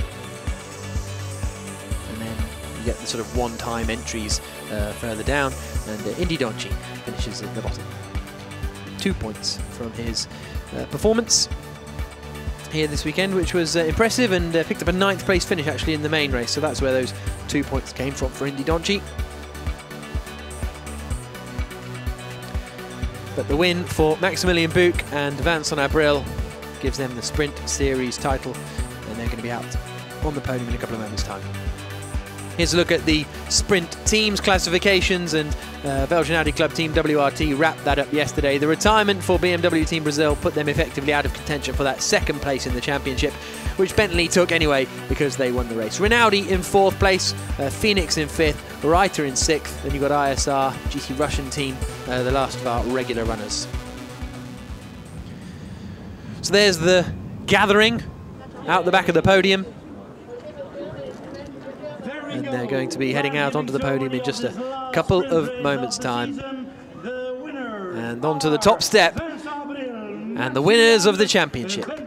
Maximilian Buch and Vincent Abril on the top step in Zolder. Zandvoort. It's been a long season as they go onto the top step. Robin Freins and Christopher Mies out onto row 2. Robin Freins, the overall Blancpain GT Series champion over endurance and sprint. And then 3rd place, Frederic Vervisch and Nicky Thiem, after an impressive drive from them. And someone letting some stuff down there. There's Renaud Dufour. High fives with everyone. The man who's in charge of the HDP Bentley squad. And then out Jules Simkowiak and Max van Splunteren, winner of the race in Silver Cup. And the winners in Pro-Am, Indy Donchi and Alexei Karachev. Karachev first out, Donchi second out. And they go over the other side. So winners winning for the GT Russian team. And now the winners, HDP, the German national anthem.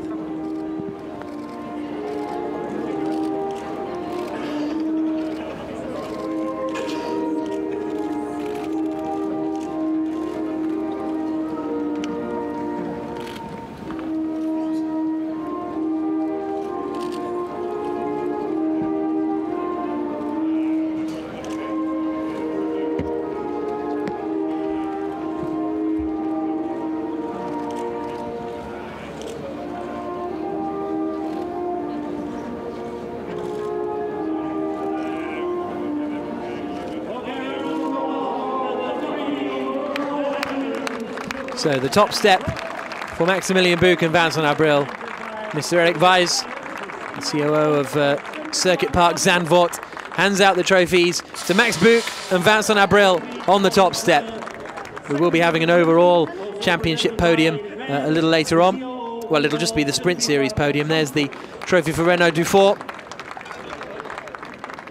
2nd place for Robin Freins and Christopher Mies. It's still been a fantastic debut season for Robin Freins in the sprint series, because he'd never driven a GT car before the start of the year. No, and it is a big transition from a high downforce single-seater car to a much less downforce GT car, a lot heavier as well, has an effect on the ability for the car to change direction, for braking, everything. It's a different discipline. You've got to learn it, and there's no quick way of learning it other than just through experience. But Robin Freins has done an outstanding job this year to partner with Laurens Vanthoor, who's been the go-to guy in the WRT team in both sprint and endurance series for Audi. And there's another guy on the podium I think will be very soon knocking on that door, and that's Nicky Thiem. Outstanding drive this afternoon, sat behind Robin Freins all the way, and to me it looked like it was extremely comfortable for him to be there and to be as close as he was.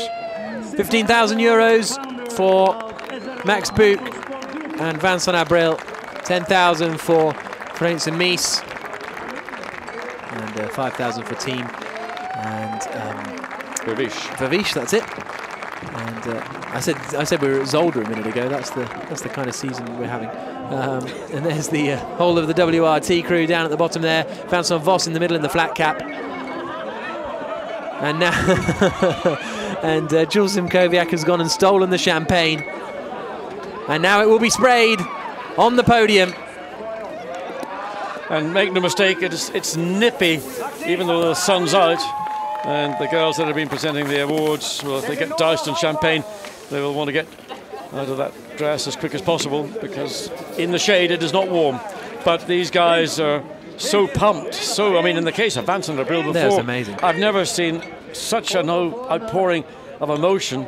I mean, literally, he was on his knees, standing behind his little place. I mean, wonderful, because that's what sport is. It's an expression. And that was expressed by Vincent in a way which normally drivers are carefully, they guard their emotions, and Vincent just let it flow. He was in tears, and he just needed that quiet moment just to gather his thoughts so that he knew he was going to be doing an interview. It was going to be a soft one, not a tough one this time. So, no, and look, Maxi Book as well. I think the realization, Max, when he got out of the car, was typical Max, cool, could have done another 10,000 mile race, the drop of a hat. Now the reality of what he's achieved is beginning to set in. And there, again, you can just see the expression on his face. He might be short in stature, but he's big in heart. And believe me, he's a great, great racing driver. And there we go, got to have the Pirelli cap. And the same can be said of Robin Freins. This is a look at the overall Blancpain GT Series points, and it's Robin Freins who is the champion, finishing 12 points clear of Maximilian Buch. Laurens Vanthoor third again, Vincent Abril in fourth place because Buch and Abril were split up at times during the Blancpain endurance season. Ortelli finishing fifth in the championship and then Stiedler behind. Further down you got the likes of Shane van Gisbergen, Kane, Merrick and Smith only did the endurance races, and there are the Endurance Series champions, Katsumasa Chiyo, Alex Buncombe and Wolfgang Reip. So here's a look at the teams' classifications overall, and Belgian Audi Club wrapped that up a long time ago, before Mazzano I think it was after Nürburgring that they managed to win the teams championship there, HTP finishing in second with an Audi in third. And you've got to say, you've got the elation from Vincent Abril, but you've got the abject disappointment from Robin Freins. He's just won the overall championship, but it's not enough. Yeah, I mean, it was victory on the grid, in effect, in the sprint race 24 hours ago, and it all went wrong in turn one. There was, as it has turned out after almost 24 hours of asking the question, the lightest, and it was not an intentional contact between the 333 Ferrari and the number 1 Audi, but that spun Robin Freins out, and he restarted a lap down in last place, and he drove the best he could do. He finished 15th, but it meant he was going to start at the back of the grid. And I mean, I suppose one might say count your blessings for the incident at turn one that put them back into contention. Here's a look at the Silver Cup classifications after the Blancpain Sprint Series season. 164 points for Jules Simkowiak. He is the champion, finishing ahead of Anders Fjordbach. Thomas Fjordbach missed this race, so he finishes in third. The top step of the podium and the Blancpain Sprint Series champions are Maximilian Buch and Vincent Abril. The team's champions there are WRT. It's second in the championship for Robin Freins. And there you can see Jules Simkowiak, the Silver Cup champion. Third in the championship, meanwhile, is going to be Laurens Vanthoor. And it's Simkowiak who's the Silver Cup champion. So, the season got underway all the way back in Nogaro, and it was Stefan Riquelme and Stefan Ortelli that had won the qualifying race, and they were starting from the pole position. But Schneider was out there in the yellow BMW as he was having a frantic race. But it was all about the 77 BMW Team Brazil squad in Nogaro. Victory for Maxime Martin and Dirk Muller after a hard-fought battle with the Audis. And it was a great way to start the season with the victory for the Brazilians. Yes, it was a very strong victory. Of course, it was the race that Robin Freins had that incident in qualifying. The car was damaged, it wasn't able to continue. So both Laurens Vanthoor and Robin Freins didn't even take part in this event. Absolutely, and so that was not the best way that they wanted to start their season. Ortelli chased the BMW home, but it was victory for Maxime Martin and Dirk Muller, the first ever victory in the Blancpain Series for the BMW Team Brazil squad. Then we moved on to Brands Hatch. Vanthoor and Freins were back in action, and they were back on track. They took pole position, won the qualifying race, won the main race as well. It was the start of their domination. But of course they didn't have the Bentley 84 because Max Buch had a big off in the exit of Paddock Hill Bend, trashed the car in the barrier. As we see the Ferrari just staying off the barrier coming out of Paddock Hill, the dip at the bottom of the bend. There it is. The other view, how close was that to trashing a Ferrari? So one race lost to Audi, one race lost to Bentley, even Stevens as we move forward. Absolutely, there was some great racing between Nicky Meyer-Melnoff and Albert von Turner Taxis. Mehmanov running wide there, and we also had a great run from Kevin Estre as he climbed up through the field in the 55 Attempto Racing McLaren to the nods of Rob Bell, and he gave us some entertainment on the exit of Sterling's as well. Yeah, not the way you want to deal with the underbody of a McLaren. That's a 10,000 per square inch build. Move of the season from Jules Simkowiak forced his way through up at Sterling's, but up at the front, Robin Freins and Laurens Vanthoor took their first victory of the season, and that moved them to the top of the championship. Then we moved on to Zolder, where there was this incident at the start. The 333 Rinaldi Ferrari spun out of second place by Vincent Abril, and they dropped well back down the field. There were battles throughout, as ever, but the story up at the front was once again Robin Freins and Laurens Vanthoor, who were continuing to lead the way and absolutely dominate. The BMW Team Brazil pairing continued their strong start to the season, and this was Philip Vlasic, who was involved in a fantastic battle with Anders Fjordbach for 11th position in the final stages of the race, and Fjordbach in the end getting the cutback, but it was the victory across the line for the WRT Audi squad of Robin Freins and Laurens Vanthoor. They made it 4 victories out of their first 4 races. Then it was to the next race, and it was Bentley that were leading the way on the way down into turn 1. A skip across the inside from Enzo Eid meant that he tapped Albert von Turn and taxis into a spin, but this was the start in Moscow that really gave Abril and Buch, well, it gave them their first win of the season. Yeah, I mean, once they got the nose of the Bentley ahead, again, the Moscow Raceway, not a racetrack where there are a great deal of opportunities to overtake, so position as early as possible is what it is all about. The number 1 car had been caught up in an incident in the qualifying race and had to start from the back. Robin Freins came in and handed over to Laurens Vanthoor. The car was running in 5th place until a spin from Vanthoor saw them lose another position. Abril watched on as his teammate Maximilian Buch came through the final corner to take the checker flag, to take the victory for the first time for HTP and Bentley, and they were absolutely delighted, and that was the start of the momentum that would give them ultimately the Sprint Series Championship. Then we were at the next race in the Algarve. It was a slow start initially from Maximilian Buch, but that grunt of the Bentley gave him the lead in the battle with Vanthoor on the run down towards turn 1. Yeah, and that's in a sense is the difference between the Bentley and the Audi.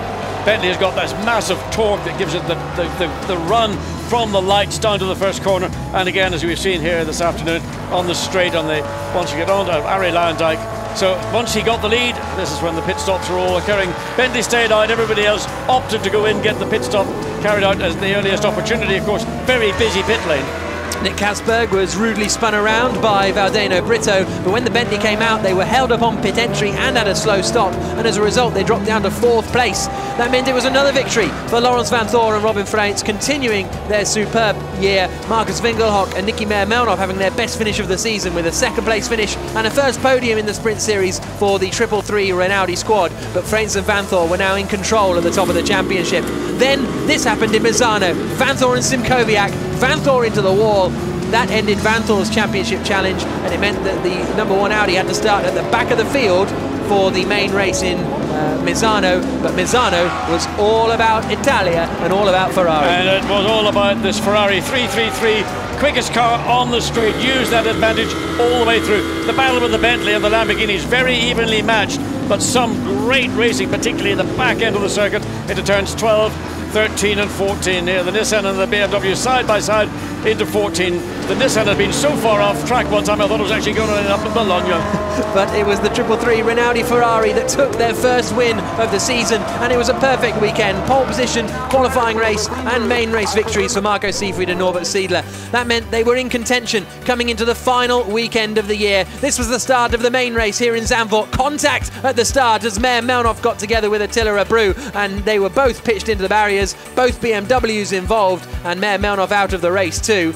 That all allowed a full course yellow to come out, which in turn, when that came in, was what gave the number 1 car of Christopher Mies that we're on board with here the opportunity to make up places. Having started in 14th place on the grid, all of a sudden out of nowhere they were in 4th position, and it was the ISR Audi of Marco Bononomi that knew the regulations while everyone was warming up their tyres. Look, he was gone, overtaking them all. Yeah, but there's a one unwritten rule in motorsport is understand the rules and use them. There's a safety car line which happens to be just on the exit of turn 10, and Marco Bononomi knew, in fact between 9 and 10, he knew that he could go once the safety car had been withdrawn That's the point where you can get the hammer down. He did it, Christopher Mies did it, and that's why we saw the #1 Audi get into contention to challenge ultimately for victories in both these championships here this afternoon. Vincent Abril, they managed to retake the lead. A good pit stop from them, but this was the moment. Look how close to the Bentley they would have been if that car had fired up. That was that.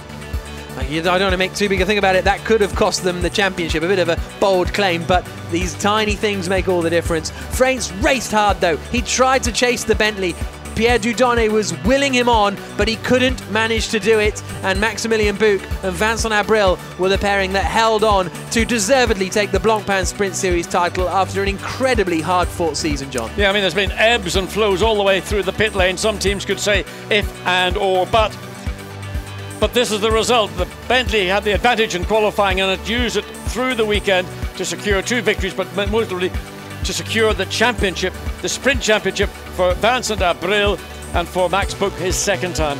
So victory for Abril and Buch. They win the Blancpain Sprint Series of 2015. Thank you very much for joining us this year. It's been an absolutely superb season. We will be getting underway again next season, the 9th of April and the 10th of April for Blancpain 2016.